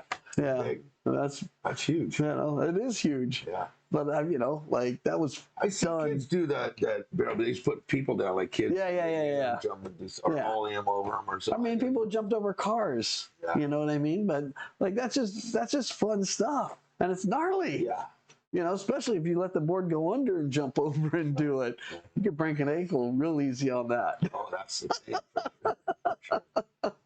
But you can die. Speaking of that, I just saw. I don't know if you guys saw the Dime Challenge stuff where they had that big rail going up like 2 to 8 or 10 feet in the area to do, and then they had this big rail in the rain. Cause I guess it rained in Montreal, and this guy in the rain doing crazy stuff. This guy on his feet just jumped on and did it, and then jumped on his board after. Another guy had slid it, and then at the end just slid all around because it was so wet, and pulled it off. Like just kind of some soulful stuff. So the spirit of it's still out there. People just trying weird shit. That's just like fun. I mean, obstacles, you see some people like even skating when it's like icy roads and shit. They're just like they fall hard. You can see it too, man. Like oh man, it definitely does. So I just think the terrain of I mean, we've seen all the tricks, so now it's about different terrain. You can do like different rails, different things. So launch ramps, I mean, I know some people kind of play on it, but not like it once was. Yeah. I mean, it was huge. It's still kicking, man. It's kind of cheating in a way. Like, cause I just do a launch ramp up to a rail or something. Like, you're supposed to all into it, but whatever. Yeah, put your kicker in there and have fun. Well, I mean, I just look at I can't remember who I was talking to about it, but they were saying like, remember the launch ramp? Yeah, what's great about that? You had to buy a board every week because that was our era. I know. That's why we had the money bumps. Our money bumps were right at the wheelbase where it would break, so we had money bumps. They call them because of extra wood there to make it strong. Because so I did the fish sheet where he took away all the wood, which took away the strength. It was a cool looking shape, but yeah, it's right at the launch ramp there. It's funny. Boards got weaker as they needed. Well, I mean, it's just I saw something and too. Rocco made them extra thin so they would break. That's his whole thing, Make it light, break them, snap it. Yeah, go buy a new one. Bonite. Yeah. Bonite days. Yeah. Those things, they threw them down once, they just go. You'd be like, wow. Yeah, because I remember Anyway, I won't say what I was going to say because I had boards made at 3 different factories, and I would just cry if I got it from the one factory because the board just broke. Like I'd throw it down one time, and you're like, "Oh my god, I don't get another board for 30 days." Speaking of that, let's give a shout out to Paul Schmidt. Makes good boards. He makes our boards right now. My boards from NBC are awesome. So thanks to Paul Schmidt and Jose Serta. Thanks to Paul Schmidt, man, Hall of Famer. Making good boards. Yeah. Well, it's just like. I hate to say this, or I don't hate to say it, but like you should be in the Hall of Fame as an icon for doing 40 years of work, man. Whatever. I'll get there probably when I die. Probably the year after I die, I'll get into it. No, it's sad. Guys like this interview will change that. Yeah, I don't care. Well, I mean, I feel bad for guys like Waldo, who was definitely not. He passed away before he got it. I know. Jay Adams' son, whoever. Well, Jay was still around when he got in. He just didn't show up. Or something. Or he was there, and then before they called his name, he took off. And then Hackett went on, and I didn't even.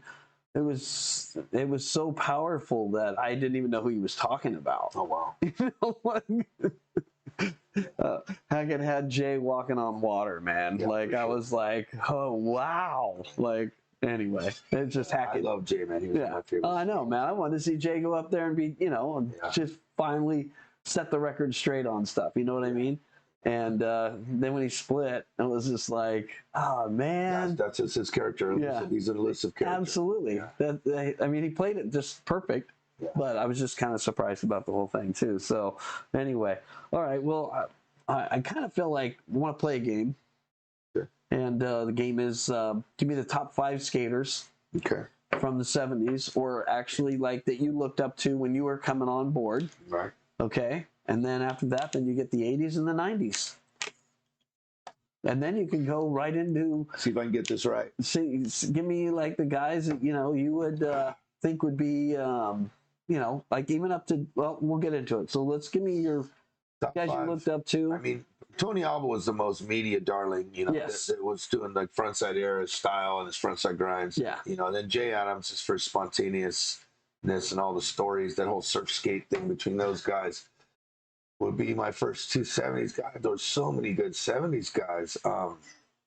Man, that era went on to be like, you're in there with the later guys.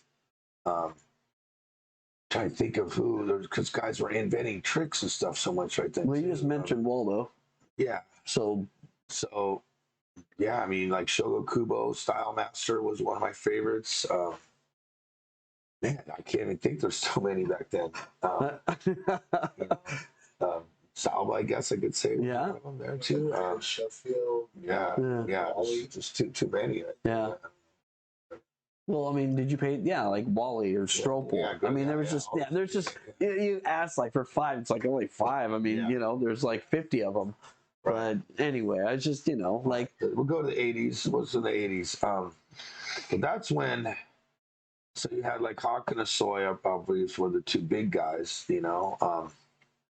But then you had street guys coming in, like, and I guess Danny Way would always be one of my 80s guys. Mark Gonzalez obviously is a huge influence. And that's 4 right there. I don't know who the 5th one would be because there's so many of them. Well, like, maybe Craig Johnson or somebody. I don't know.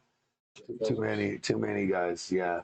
When did Gons come in? You're right there in the 80s. So yeah, I used to 80s too. He rode for Alva. I used to drive him around on my car. Oh, did you really? Amateur contests. As a matter of fact, I drove this contest in San Diego. And he all had a friggin' tire, like this, whatever. And the rest was already kind of fell around, but I actually beat him because I did my little boneless on the picnic bench or whatever, and like 50-50 no horseshoe. I stayed on my run. I had all planned out. So judges had me, but I could never I can only a curb. Yeah. I'm not a big friggin' tire, especially back then, And so it's one of those things, like I think Gons and Nadas and Blender never really did well in contests. Yeah. Because they were just freaks, the tricks they did, whatever. So, even though they're like legends in skateboarding. So I don't know, I probably just named a bunch of names right there. That's your 80s right there, I guess. I was thinking like, Chris Miller. He was another guy that was in there that. Yeah, Upland, Ripper, yeah. Yeah. Pretty sure he'd come to Del Mar. But last year he was going higher than anyone back then. Yeah. Like in Soy too, I guess. Yeah, Blender. So now we're in the 90s. And so that would almost, Danny Way really came alive in the 90s. Yeah. And I'd say him and Bob, just because the Mega Ramp stuff they did, how they took street to pools to bowl or whatever, to ramp. There's 2 guys. Pat Duffy's one of my friends I hang with a lot now. He was a 90s guy, came in with the handrails and stuff. That was a big thing. Wow, this is a crazy game right here. It's just too many people. I figured it was going to be kind of overwhelming. I kind of wrote down I'd have to see some more names or something, I guess. That's a lot. Like, I mean, I was just... Sluggo. Yeah, I love Sluggo. Well, I mean, if you just sit there and break it down by territory, like, okay, go to Florida. Colin McKay might be another one. Yeah. Yeah. Was next level. Ron Glipberg, I don't know when he came in. He might be 2000s. Pierre Luke was another guy, like Tom Boyle, The Rock, man. Like, there's just Bill Weiss. Yeah. I mean, there was just so many guys that just destroyed. Yeah. And still to this day, they're still involved in it and still doing it. So it's pretty cool. Yeah, right. I mean, it's just fun to kind of name drop a little bit to find out, like, who those guys are. Yeah. I don't know. Guys you didn't even mention, I mean, Frazier. Yeah, was another I just guy. saw Like Frazier a few weeks back. Yeah, that was good. I always loved to watch Frazier, man. He was just Jeff Jones was another guy. Yeah, I saw Frazier in Shut Up and Skate before he rode for Powell, just raw, just amateur days. It's so good. He's killing it right now too. He's back to skating. Before he was polished, he's had such a radical style. So. Yeah. You know who's ripping it right now too is Darren Mendito. Oh yeah. Have you seen his footage? No, but he's always been good. Yeah, man. Like I just watched him skate. I was just like, that's current. Yeah, he's good. And he's an attorney. Yeah. So if you ever need any help, there you go. Oh my gosh. All right. Well, yeah, you mentioned mega ramp. I was going to say, do you think that's ever going to get to like an Olympic type sport? Saturday I did a bit at Elliott Sloan's. It's like a mini mega, and I kind of like that better because it seems like in the mini mega you could do more tricks and get loose. More guys are flipping and spinning. Like when Danny did the mega, it was 70-foot gets, but he was trying to go how big we can go, and not too many people at that point. Your tricks are a little limited. So we shorted up to 30, 40, 50 feet. Now you can put a rail in there. You can do more stuff. So we've always done, at Maloof Money Cup, we did a mini mega that I thought was cool. I saw so many good tricks in that era, I guess, too. Yeah, I love watching all that stuff. But, seeing like a 30-foot backside air is pretty awesome. Oh, yeah, for sure. Just following his legs. Yeah. Oh, I know, man. We've seen it, though, yeah. That's a whole nother era. Thanks to Danny Way and Bob and those guys for taking it to the next level. Well, speaking of falls on that, like Jake Brown is the crap. Well, yeah, Jake is one, but Danny, man, he ragdolled on that thing too. The China thing, yeah, man. Just watching him, and he's like 6 feet, and when he hit the top and roll, my God, was that a movie, Lightning, Ride the Lightning or something? Yeah, that's Metallica. What was it? Something like that. Yeah, look out for that for Danny Way. It's pretty good. What's the best trick you've ever seen on the mega ramp? Or mini mega ramp for that matter. What do you think is, man, I mean, it's so hard. I've been watching lately this guy, Clay Kreiner, goes over the gap, and we saw him do a backside kickflip, which was probably, he's traveling 20 or 30 feet. And then he did a backside. Was it 360? He did a 360 flip, I think. Yeah. He did a backside 360 with a flip mixed in. And then he just did a backside 360 with a kickflip varial mixed in. He did this Sunday, the second one he made in his life ever. I saw it on video. Saturday was, yeah. That's crazy. Whatever. Just so, yeah. That's just like, crazy stuff. That kind of stuff needs to be like kept off of social media, and a real video needs to be made. Right. Well, like somebody needs. Social media is out there. Everybody was out there. But somebody needs to put together like all the like a highlight video. That thing would sell 1 million. Yeah. I don't know. I just think if it was all put out, it would absolutely changed everything. Yeah. Social media has, man. It's taken away from skateboarding because it's so much. It wasn't like back in the day, like, it was like the 8th Street days, it was like, this is 8th Street, you know what I mean? And or Powell or whatever, so kids can get behind something. Now you see so much crazy stuff out everywhere. Like, how does a kid decide go in there and say, hey, I want to support that, or I want to support this, Like Clay Kreiner. He is so gnarly. Like madness. So he's like, I congratulated Weiss on finding that kid. Yeah. He's definitely been around forever. I've announced his name when he was 12 years old, doing tours and stuff. He'd do an amateur stuff. Like he'd been around for a long time. Yeah. Well, he did 900 way back in the day. I just remember seeing him jumping the gap at Upland or at the combi. At the combi, I was like, he had plenty enough time to do a front side, like a kickflip on that thing, Like he tried. Did he? Front side, yeah. Oh, okay. I was gonna say, he close on some of those too. Yeah. He could easily make that. Yeah. Like the much time he had. Yeah, Clay's unbelievable, man. And of course, Richie is like crazy you'll too. See some video of Elliott's coming up. Probably the same time this interview is coming up, but he did Tom Shar. Oh yeah, Shar too. That's another one, man. The stuff he does. I mean, he won the Comic Pool 3 years in a row. 17, 18, 19, right before COVID. But I mean, wait till you see him ride. Like he does stuff that you can't believe on the make. I'm saying I just saw it, like crazy switch, backside rolling on all kind of weird Even better now. Oh, he did an alley, Wait, flip alley, lip slide, Oh, reverb, sure. like crazy tech stuff. I don't know, just beautiful, beautiful skating. Tom Sharp. Yeah, that kid's phenomenal. Yeah, Caballero to nose blunt to reverb, which is basically like a fakey 540 with a nose blunt mixed in. Like just next level shit. Yeah, Tom Sharp. Wait till you see Tom Sharp. Amazing. Yeah. That's the second week in a row. Yeah. Tom Sharp's his name is. There's like five guys that are all like top level.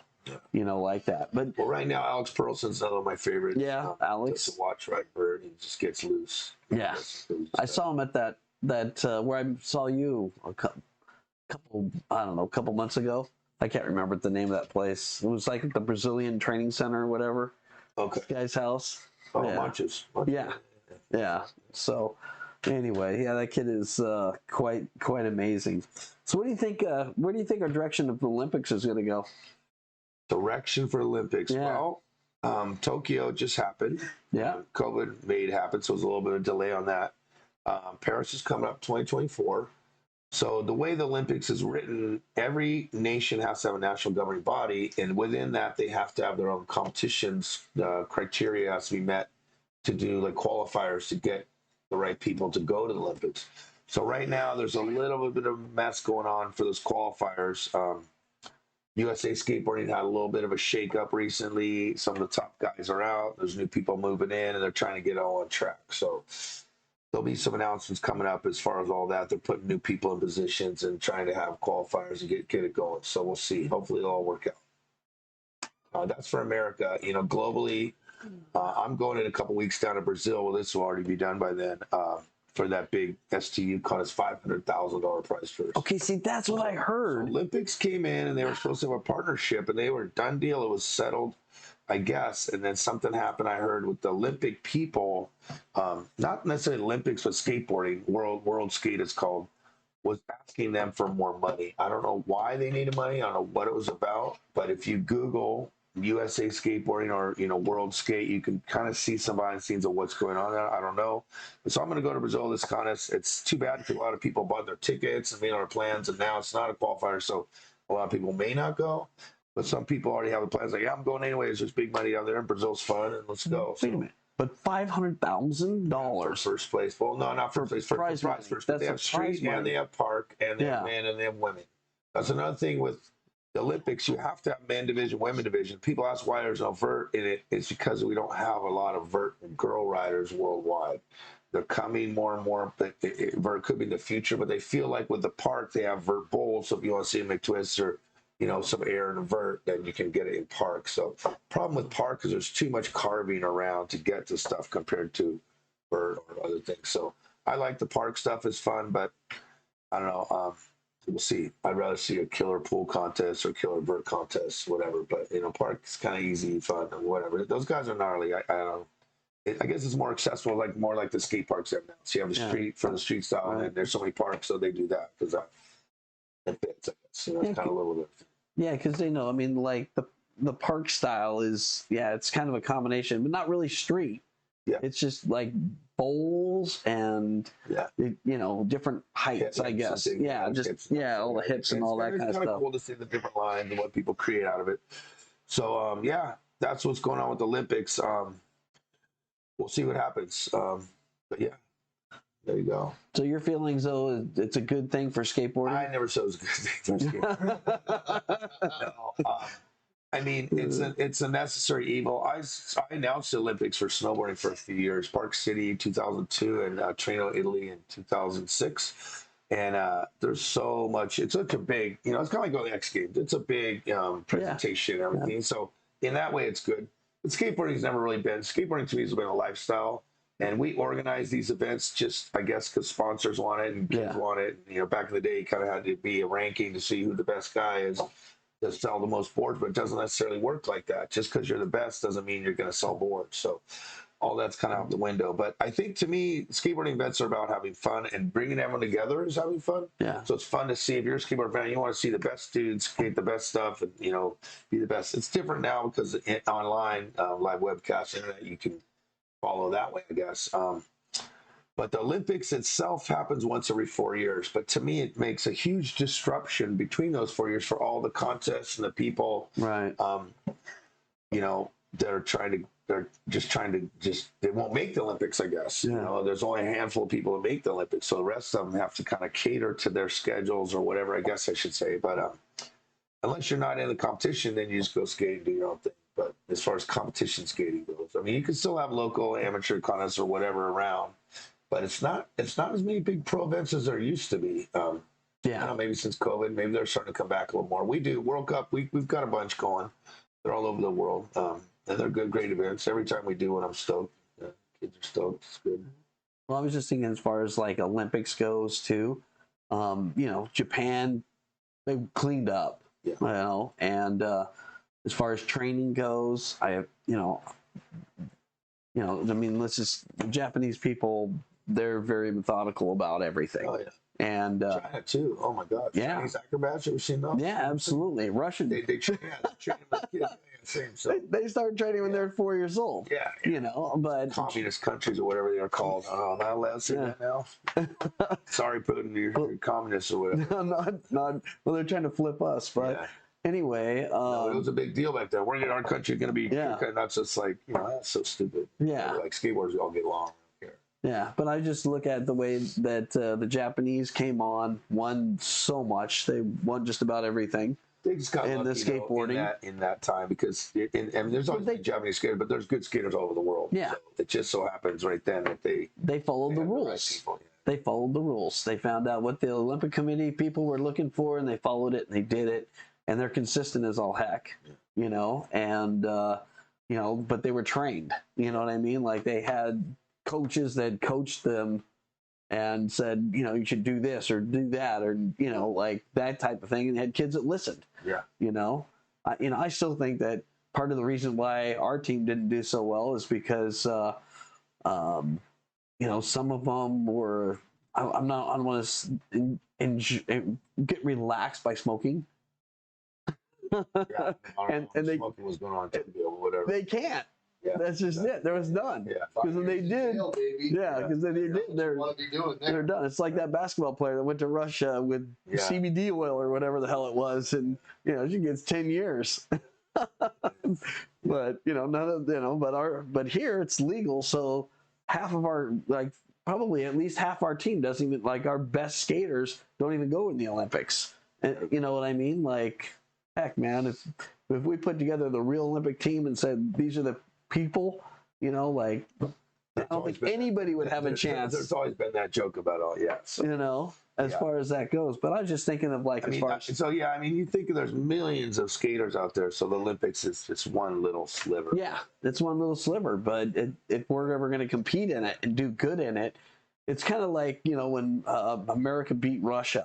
And Russia had all their pro hockey guys in it, and we had all amateurs in it. Somehow they won. Yeah. You know what I mean? But we don't actually put all of our best skaters up. I don't believe. You know, I mean. Well, I mean, even like Nyjah, he's one of the best. But he fell. He had some falls, whatever. It happens. Yeah. Well, yeah, Nyjah in the street, yes, no question. You know, and I'm sure Nyjah is probably going to want to try to go back the next time and redeem himself. Right. All he had to do was make a kickflip down that thing, and he would have won. Right. But he was going for something that nobody could do but him, you know. And, you know, I was kind of surprised. I thought for sure he'd make it on the second or third try. You know, he'll make it. Well, he'll make it. Did. You know, I think even he thought that. Oh, yeah, of course he did. Otherwise, he wouldn't be trying it. He's like, you know, I know, but I think his timing was off. Maybe it was the 20-hour, the time difference that they have from here to there or whatever it was, you know, and food changes, your diet's changed, you know. But anyway, I'm not making any more excuses. I'm just saying it's all part of being a professional. With the Olympics, that's the highest professional ever. So absolutely, all those adversity things you got to learn to overcome. I don't know. I think that, you know, I mean, kudos to Japan for doing it, but I think our expectations might have been pretty high at the time. You know, expecting America skateboarding is here, we own it, and then you know it's not true anymore. We used to own it. Yeah, no, it's we do. We used to own it, but it's not like that anymore. Yeah. Well, I mean, because it was started here. We figure we owned it. Yeah. maybe that's better to say. I mean, because it's accessible everywhere now. Everybody's good everywhere, you know. Yeah, no question.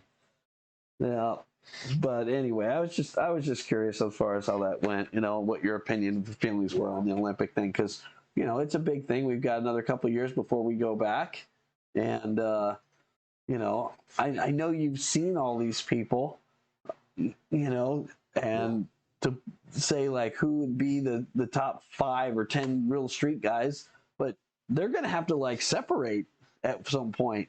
Yeah. I think that, you know, Olympic team guys are going to have to be just Olympic team guys and not worry about the rest of the skate world and just focus on that, you know, so they learn the rules, they know what to do, and they do it, you know. It's just different. So anyway, all right. Yeah, so it's hard to manage and organize something that wasn't meant to be organized. You know, skateboarding is like a free spirit thing. Yes. Just like trying to train somebody to do that. Yeah, but you know, nowadays they have parents organize their kids. Okay, yeah, like say you're gonna train you that. Coaches and all that. They didn't have that when their kids. Exactly. Whatever. They didn't. Different time. But I mean, at that point, though, if we're going to do it, we need to have all that. I just, you know, we need to have. I mean, they're trying. You know, trying to coach all that stuff. Yeah. Right. Well, I mean, I just Ultimate like skate coach. You know, exactly. They don't get one. Yeah. Like I think like a really good skate coach too. At the same time, I mean, you know, Mike Ternansky was, you know, like he was more than just a coach. Like, you know, I mean, he helped plan out, you know, Danny Way runs, you know, and sat there, and Danny respected him to the point where he was like, okay, man, yeah, I'm going to do it. That's a great idea. You know what I mean? I just don't know if our coaches have the ability to talk to the riders and say, hey, look, this is what you got to do to win.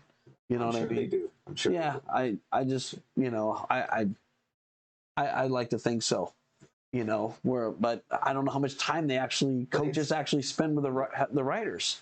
You know what I mean? They're trying. Believe me. Yeah. Everybody's trying the hardest out there. It's just, you got 20 or 30 people in the event. Only 3 can be on the podium. So a lot of it hasn't come with just the luck of that day. Yeah. You know, it's Always. Yeah. The luck of the day. Yeah. Yeah, you're right about that. There's definitely certain days where you feel invincible, and other days you're not feeling so invincible. But I don't know. For me, I just see it like those guys are really have to tighten it up. I know it's kind of weird. It's getting tightened up. They're working on it. So there you go. Stay tuned for Paris 24. Yeah.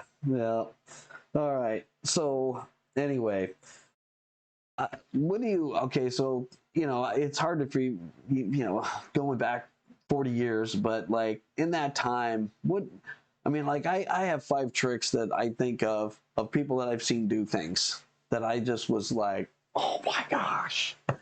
Yeah. Do you have tricks that you saw people do where you were just like? Well, yeah, like I told you earlier, the Gon's all in the tire. I remember seeing like the Powell videos. Those guys are all in curves and stuff. We used to just truck bash up curves, and now you see like, oh, you know, the way the ollie just takes. Was this like a tractor tire? Oh yeah. Okay. So that big of a tire. Yeah. Okay. Yeah, big crazy thing. Okay. So but I'm just saying, and then obviously we've seen all kinds of stuff over the years, big rails, big gaps, you know, Jamie Thomas stuff, you know, leap of faith. Yeah. Scheckler. But no, I mean, so that's street stuff on vert. You know, you see guys riding pools. I mean, Tony Alva catching air, George Jordan, whatever it was. You know, just even grinding the lip or getting 3 wheels, that was a big deal. But whatever. So airs, then you see, you know, Danny Way going 25 feet, and obviously we get ultimate to big twist, you know, and then now it's a 900 and it's a 1080 at 1260. So so those, I mean, it just keeps going. It's just like on the motorcycles, you see a double backflip, you know, you see backflip, double backflip. And I think on bikes, they got quadruple now, you know, BMX. So it's just see all the sports. And then just surfing, guys, you know, now riding 50-foot waves, getting towed in, or even bigger now, whatever, that just in our lifetime. You're asking me big stuff. I mean, it's all, every sport has, you know, things in our lifetime. You know, I see Evel Knievel fly over stuff. You know, these guys are doing it, you know. No way to backflaps or whatever. Yeah.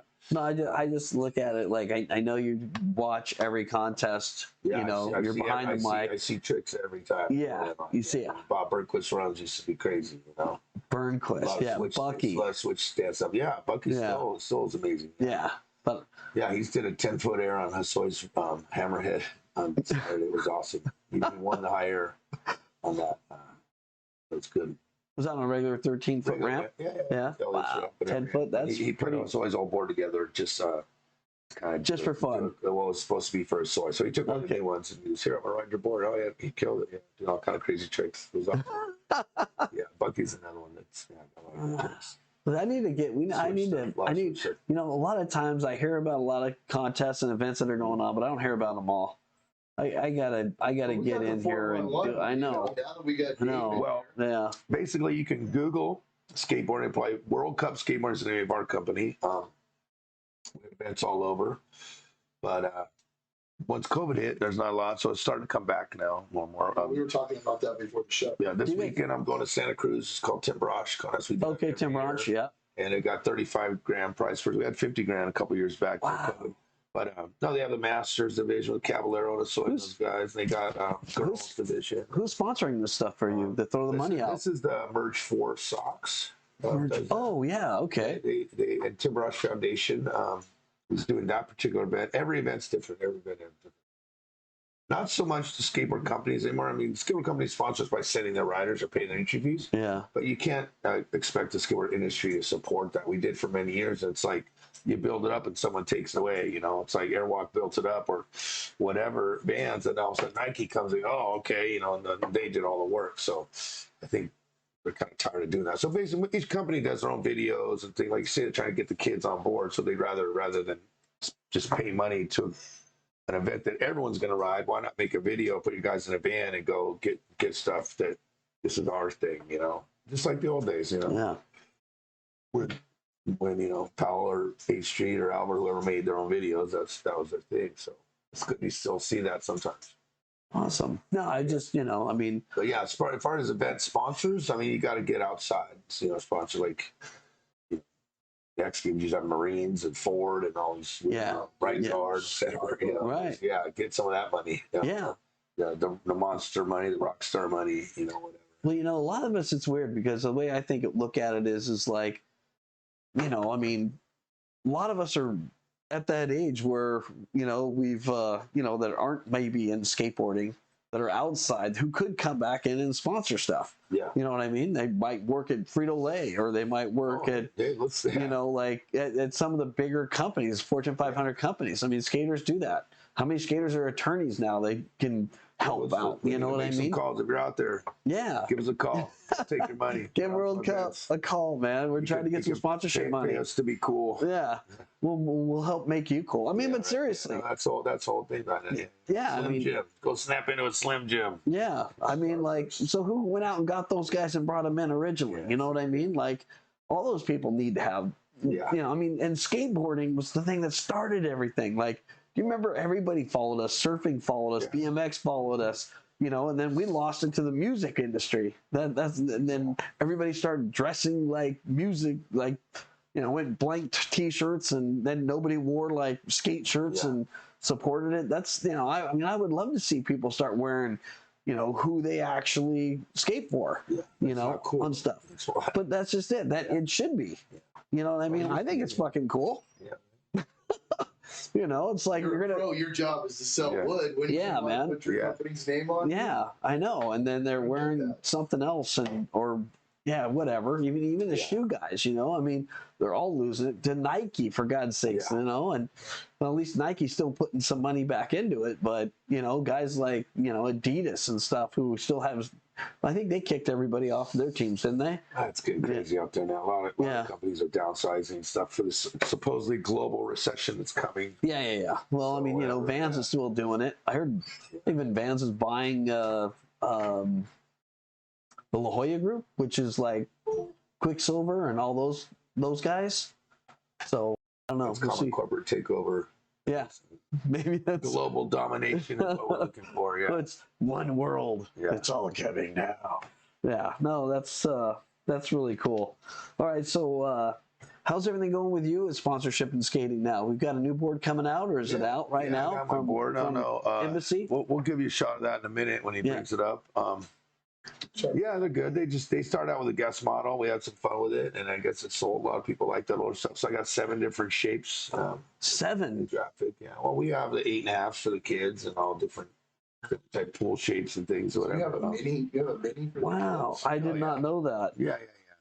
So there's one of them you just saw, but but that's Okay. that's the old one. Yeah, Okay, that was the first one. How many different models have you had, or boards, graphics? Well, that one we did with the crazy edges. We called that the dagger shape. Yeah. Because you know that thing's going to come back in like 10 more years. Everyone's going to want it again. I think it's the one after. Yeah, it is. Yeah, there it is. My mouth is not helping me out there. There you go. Yeah. So there it is, right there. Yeah. So basically, this is a throwback to my album board that we saw earlier with the wood grain. And when COVID hit, I was not doing any events, so I built a lot of ramps. My friend, my tax guy, called me. He goes, "You're not traveling. Come build me a mirror for my kid. He's like 10 years old." Stuck it up. And he had a nice swimming pool in his backyard in Huntington, and we put a lattice for the neighbor. We made this thing look immaculate. Yeah. So I posted that up, and everyone's like, "Oh, I want one of those. I want one of those." Yeah. So it just started taking off like wildfire. And I built a bunch of these little mini ramps and crazy bowls in people's backyards. So did a bunch of cool stuff over the last few years. So because the saw was, it used to be with me back in the NSA days, the World Cup days, that skill saw. So I thought, hey, let's just have the green hand that was ripping through is now the one driving the skill saw. I like that. And that's cool. And and so this guy Martin Barbero from Argentina did my other graphics too. He just has a real wild style, kind of like a Jim Phillips with the Santa Cruz. He does a lot of stuff. He'll paint a whole pool down in Argentina with crazy graphics like the Screaming Hand or a Salvo Tiger. He's got this crazy stuff. So yeah, he came to me and goes, "Hey, I want to do some graphics for him." I'm like, "Right on, yeah." Just a fan that's a rad dude, and we've been working together. So I give him all the ideas and tell him what I want to do, and he puts it together. There you go. Wow. Okay, so how long has this board been out now? It's been out. And they're available? Probably a year or something, or maybe half a year. I don't know. Yeah. We have go to Embassy Skateboards, and they're made by Paul Schmidt. So it says right there. So it's good wood. Yeah. And 7 different shapes you can choose from. Yeah. Wow. Exactly. So that's awesome. There's an event. Right. That's Tim Brush. This is coming up. Yeah. Next week. This will have happened a couple weeks ago. But as we do this interview, I'll be catching a plane in a few days here, 3 or 4 days to go to Santa Cruz. Which I love the event. Love going to NorCal. Get all those indie thrasher type people up there. Good times. Did you write for Indy? You used to write for Indy. Always written for Indy. Yeah. Never Tracker guy. I wrote for Thunder for a while. Oh, Thunder. No, I wrote for Tracker. Yeah. Larry Bobby used to give me free trucks and stuff for a little while, but it was right. I did Indy, and I wrote some goings too. There's an old photo. There's a photo. Yeah. Okay. 3, 2, 1. Go. Okay. So going along here, like I know you've seen a lot, but what was the worst injury that happened to you? Oh man, the one time I ran over a pebble. Okay. Imagine me. I'm 200 something pounds. A little pebble is less than an ounce. Will take you down. Be careful of that. No, watch out for cracks in the sidewalk. Yeah. No. What's my worst? Man, slamming into people, getting concussions. Slammed at Buc-ee's one time. Got a concussion. I didn't have my helmet on. I was just warming up. I've got a metal ball and socket hip as part of my worst surgery, but that didn't come from skin. Oh, maybe my cartilage, they said, got wore out. My worst one, probably riding Dan's vert ramp with Lee Ralph. We were on our way to comedy. Like, yeah, let's jump on the ramp for a minute. And I was just so overamped. I went up and did like a backside, and I kind of hung up, and I just got flipped over. And as I came in, my leg on the angle of the ramp just snapped. So it just, I'm laying in the ground. My tib, fib, ankle, and foot are just the wrong way. Oh man! So that was a hard one. I had the metal, kind of like a scaffolding thing, like the halo they put on your head on your ankle for 7 months. 7 months. It just looked like the X-ray looked like someone just took a sledgehammer and just shattered. How old were you? Oh, this is 20 years ago. So 30s. Okay. 30s. I think at that time, 30s, 40s. I don't know whatever. Okay. No, 30s, late 30s probably. So I was riding a lot of vert up until, that would be 90s. Yeah. No, this is in the early 2000s. Not that long ago, 20 years ago. Yeah. No, because I designed the dance park in 99. It had to be a couple years. He was 20 years old. Yeah, no, I must have been 40 there. Oh, you know what? Actually, I was 44. Yeah, 40. 40. Anyways, but yeah, I don't know. What are we talking about? Injuries? Injuries, man. Too many. Ankle. Yeah, my wrist. You guys know I had a cast on my wrist forever. I got a screw in there. metal hip, plates in both ankles, plates and screws both ankles. But I'm all right. I'm fine. They fix you up. You know, modern day doctors, they fix you up. Keep going. Man, I had no idea that many. Yeah. Oh yeah. For yourself. Okay. Yeah. Well, so what's the worst thing you've ever seen?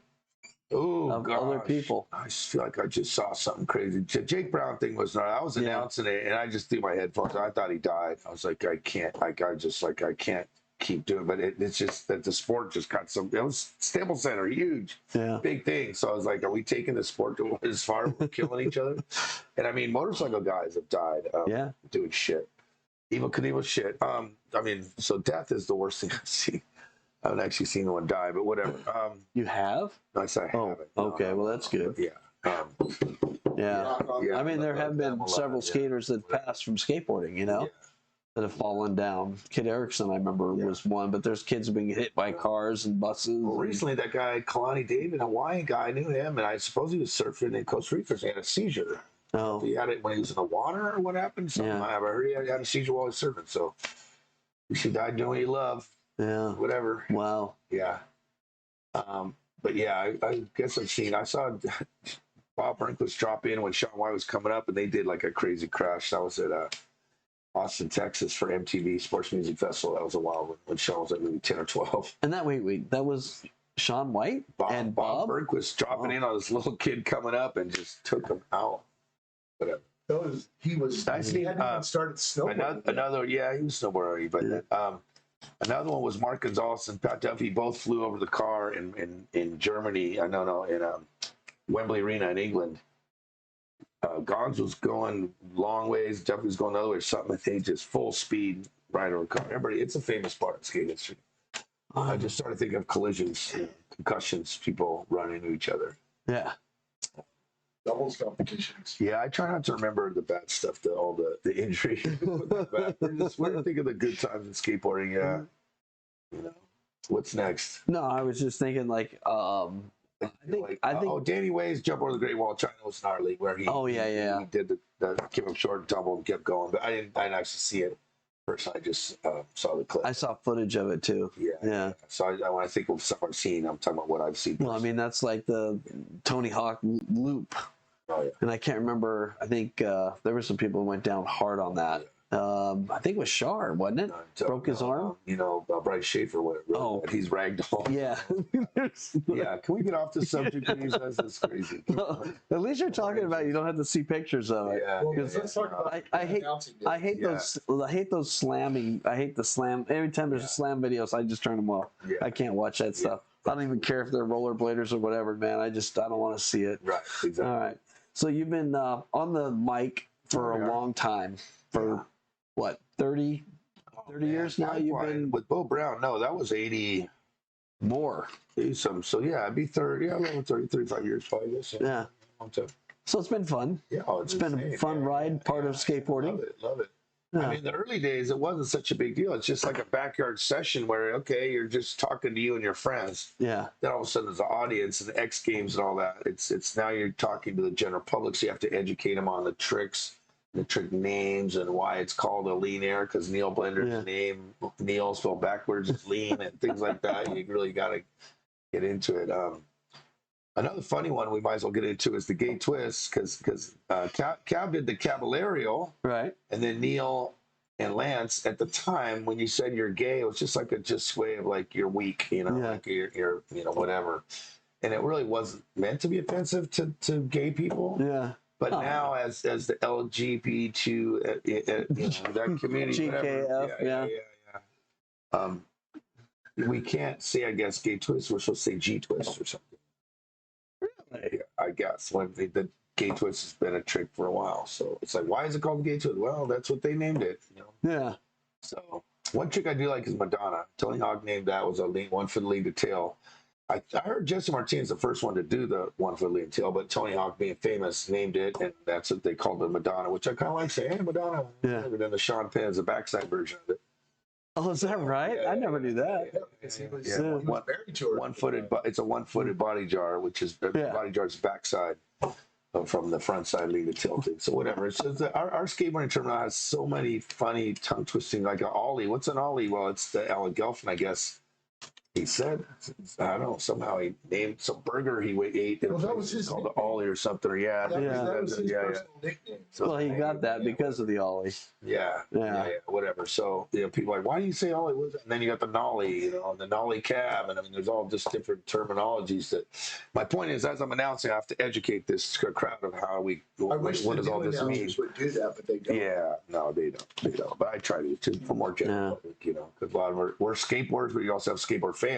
Parents say, I'm a fan, my kids skate, but I don't know what you're talking about. Okay, well, there's like two other. Speaking of fans. Okay, speaking of that, go ahead. 25,000 of them right here on the beach in Barcelona. This was amazing. Luckily, Tony Hawk hired me for about 10 stops in Europe to do the Hawk show over there. And we had a blast. We went to all these countries, and it was literally the rock star lifestyle. And I'm on a ramp looking all to see people going, are you guys ready? And they're like, I'm ready. And then they got the big screen way in the back for all the people who are so far away. And Tony Hawk does the 900 right there for everybody, and all his tricks and all his team guys that put on a big show. Lizzie Armanto was probably there, and a bunch of his birdhouse guys, whatever, top bird dudes. Anyways, thanks, Tony. Had a good time. It was a good times back then. And then throughout the years, I built a lot of ramps. So here's one of our corners. This ramp still exists in Riverside at the Bobby Bonds Park. It's like a public park. The kids on the other side of town, it's a nicer part of Riverside, have a concrete bowl. And they're like, we want a concrete bowl, but there's a poor parts down there. See, instead of a couple $100,000, I think I built this for like 50 grand or something for them. And we whipped together a cool little hip with a bowl. It's a kind of a common size little mini ramp for the kids to play, and it's great. How long does that take to build that? It took me a month to build this with a couple other people helping. As you see, I'm like in a lumber factory. Yeah, right behind me. There's lumber right inside. I just grabbed stuff as I needed it and cut it and shaped it. And then we put it on a truck and took it over to the park, and took a couple days to put it all together with some skate light on it and the metal coping and everything. How big is it? How big is that thing? It's going to be pretty big. It's probably 80 feet from side to side, and it's only 5 feet tall. I don't know, 4. You see where I'm standing. It's like 4-foot piece of plywood. Yeah. So, typical mini ramp, but it's got a hip and 4 bowls and an elbow. So it's kind of a modern, fun little thing. Yeah, cool to learn tricks, cool to do stuff. Oh, it's like this with bowls. Yeah. So this is in San Clemente. Some guy just had a backyard and goes, my kids skate, I want a ramp. So this probably, I can do these in a week, 3, 4, 5 days, whatever, with me plus 1 or 2 helpers. And part of the time is you see the foundation or the dirt, and you got the concrete pillars and stuff. You got to level all that out. So that's a really key part of a backyard ramp, is getting it level so that the ramp sits fine. It doesn't settle and doesn't kink up after a while. So drainage. Yeah, exactly. All the above. So I remember a ramp just like that with the old Plan B ramp. Yeah, I built that Plan B ramp. Oh, you did? Jake Doomey. You and Doomey. You and the Doom. Yeah. Oh, okay. I came down and Danny goes, I want to build me a ramp. Because I built all the contest ramps. And I pulled up, and Jake Doomey, that's the guy at Ramona for Rumble and Ramona, for you guys that don't know. And he goes, Jake's your guy. He got the pickup truck. We went and got the wood, and we did it. Good time. Yeah, back in 91, 92. Yeah, it's like 91. Yeah. Wow. So, yeah, lots of ramps over the years. And then it got so big with X Games. To do ramps, you have to have so many ramps. You have to have a warehouse. You got forklifts and all the scaffolding. And it's just too much for me I don't want to be that guy. I like skateboarding. I like the events. I like doing other stuff. So I do some private ramps for people in our backyard, but I didn't really want to have a ramp company per se. Yeah. So I do a lot of custom ramps for people and friends, and it's all good. I'm like, good. So luckily I got to do that during COVID and still made enough money to pay my bills and take care of my 2 daughters, my grandson, and my mortgage, all the stuff that happens when you get old. Gotta have some responsibilities. Say what? How old is your grandson? He's 12. Skating? 12. Yeah, Jude. A little bit. Yeah. He lives in Seattle with his mom. Mom's a hairdresser. She does good. Yeah. Both my daughters are great. We're all good. Good being a dad. How old are they now? My oldest daughter's 32. My youngest daughter's 22. And then I got one that's 12, 22, 32. They see every 10 years. They're all apart. It just worked out that way. So, no, it's good being a dad. I love it. Take them to Disneyland, do all the fun stuff that dads do. Whatever. Take them to the beach. They've all done the X Games and met Travis Pastrana and Tony Hawk. And all that. We've gone backstage at rock concerts and stuff. They've lived a good life. Yeah, that's awesome. Yeah, super fun time. skateboarding has given you a really great life. Oh yeah. Bless. Yeah, I was gonna say, well, some of the things we did, like I've been Metallica. We do these things in Europe, 100,000 people, 100 bands, Slayer, all these bands, and we're there backstage eating food with them and shit, just because we're skaters at these big events. So it's kind of been cool. And then Lemmy Motorhead played in Germany, one of those things we were talking about. I get to meet Lemmy and hang out, and it's rad. I was talking about that with him. Yeah, exactly. So to fact, we mix music and skating. As a matter of fact, I just saw Matt Hensley flogging Molly. We just did that. You got that one, right? Yeah. So I just Saturday. I saw flogging Molly Saturday, and Iron Maiden was Sunday. But I love Matt. Matt, I've been a good friend of his for a long time, since San Diego days. And he's like, "Hey, do you want to help me organize these skaters on the cruise?" Oh, so yeah. I love going to his shows anyways, and he's a friend. I always try to support him. So we've been going on this. We put a ramp on I never really want to go on a cruise. When you go on a cruise, you think of older people or retired, and it's not really people you want to be around. Right. But this kind of cruise is different because it's all rock stars. I mean, there's Schaefer, there's Cab, there's Eddie Alguera, there's Justin Strubing. The captains of the boat in the white shirts skated. They showed us photos from the 80s with their boards, and they go, "Can we get a board signed for our kids?" So one of our sessions, one of the first sessions as we're leaving Miami, that sunset is in our eyes. And I told the crowd, "Hey, watch out, guys, and, because the sun is in your eyes on this wall, so they might be falling or it might be weird there." And the guy heard me say that. He turned a boat for us. And I'm like, "What the heck?" I didn't even ask him.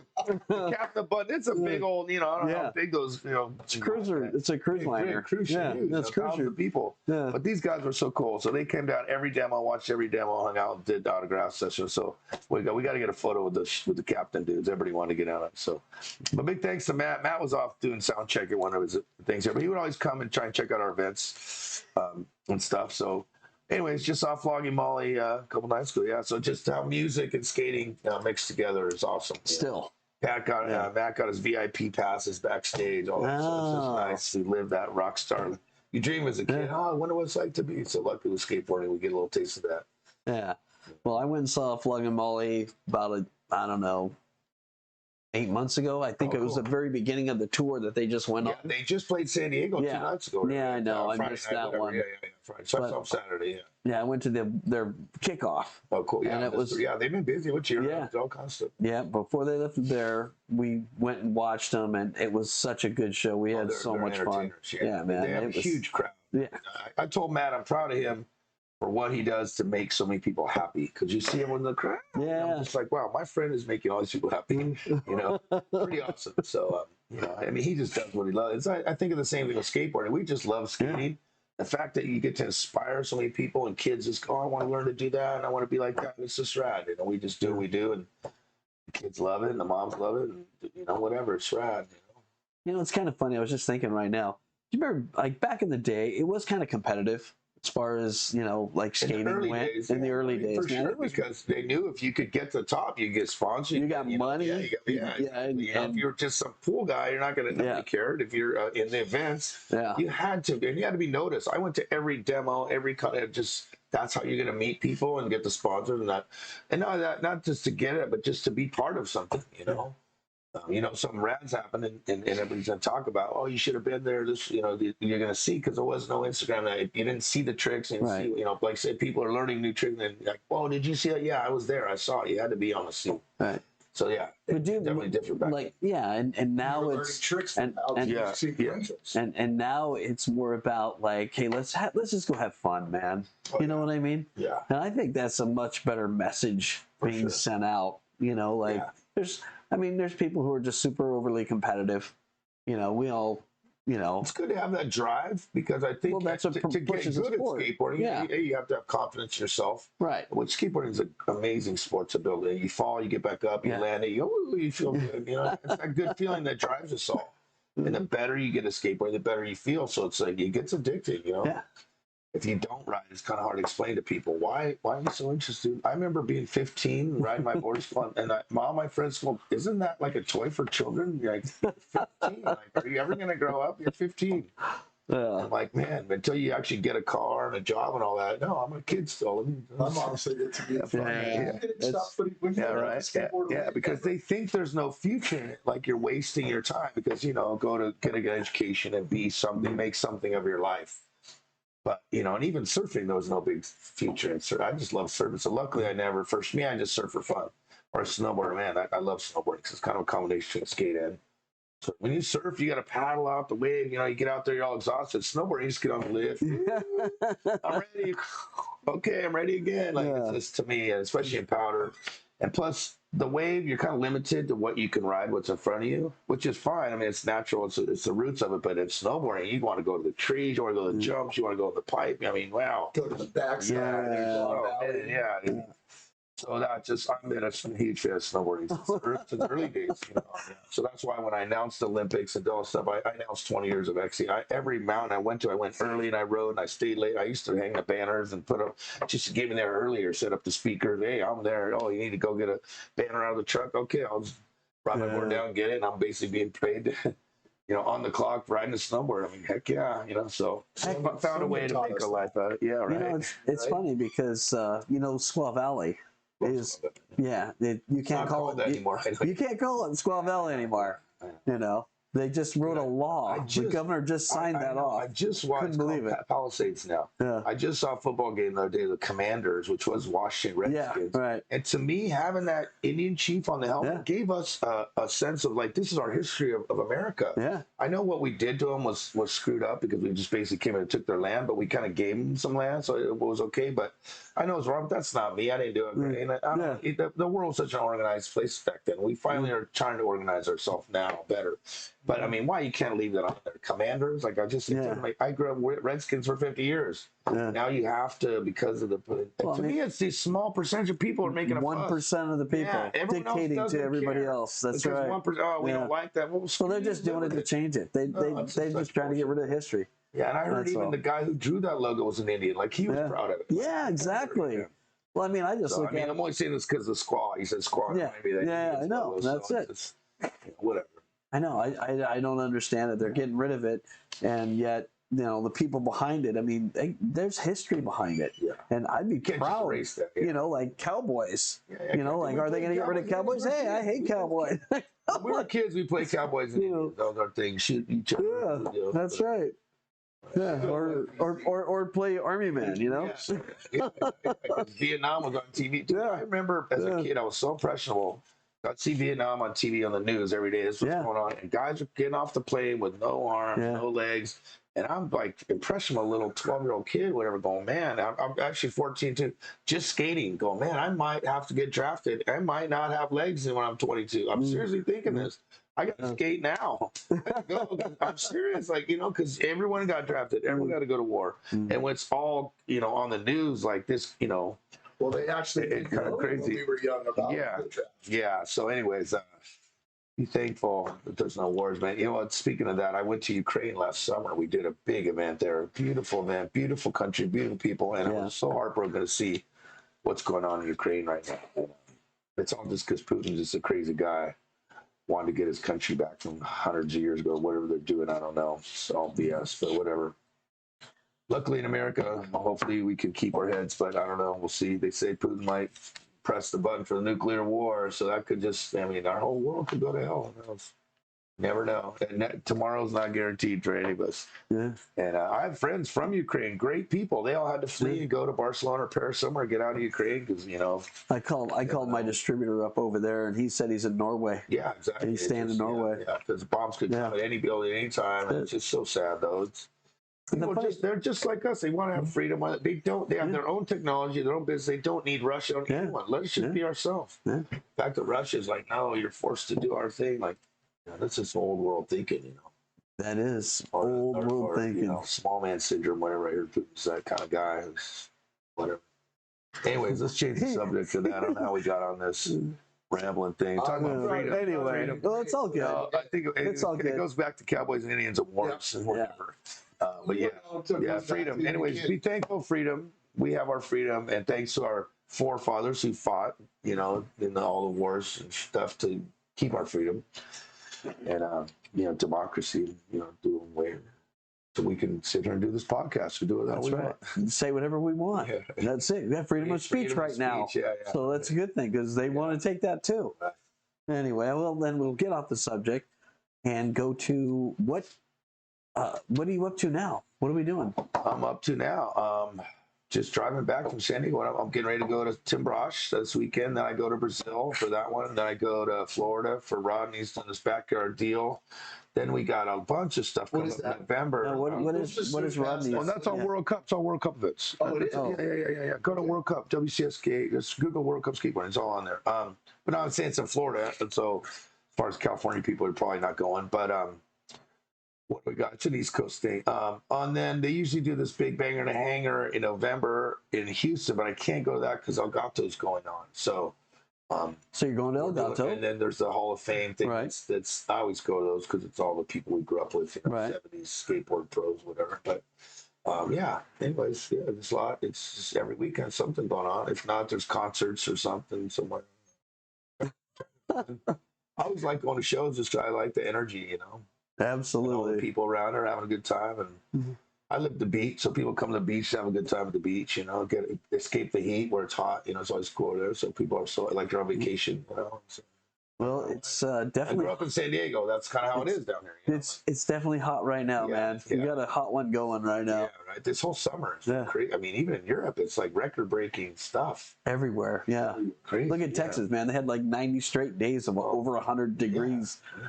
You know, 3 weeks of rain. Yeah, and I'm mad because it's over 90 for like 90 days here. But, you know, it's all right.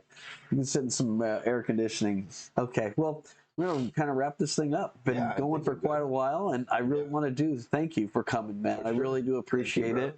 It's always awesome. Yeah. World famous right here, Dave Andrick. Love this guy. Grew up watching him do his thing. And, man, he was a higher guy before anybody. And jumping the gap, wherever that was at. Oasis. That was the biggest one I think I ever did. Or something, maybe, I don't know. But no, just Aero Axles was a big thing to you. And just going air, big airs, you know, whatever. Taking skateboarding, you know. Just having fun, man. That's all it was about. Yeah, exactly. I had roots, and that's what's so cool that we grew up at a time when it was just. I mean, I'm sure a lot of kids having fun back there too. But just when you get in the industry side with the events, there can be some politics, and that's always a squasher, you know. Whatever, it is. You know? But yeah, keep it soulful, keep it fun. You guys know what to do. Just go skate. You're fine. Just go skate. That's celebrate life where you're alive, because we're only here. Not here for a long time, just here for a good time. Everybody's days are numbered, you know. So make the best of it. Absolutely. Yeah. Thanks, Dave. Awesome. Hey, no, man. Thank you, brother. I really appreciate it. And anyway, everybody, I just want to say thank you for watching the show. Everybody watching on YouTube, please hit the subscribe or the like button. We do really appreciate it. Thank you. Oh, and Mike Hess, thank you for that. Control Wheels, just want to say thank you for everything as well. Who am I missing? Oh yeah, well, you got Logan, we got the guy. Oh, Skaters Over 50, man. Thank you guys. Really super stoked for you guys watching. And yeah, that's it. If you want to become a sponsor, give us a call. We're easy to work with. Thank you.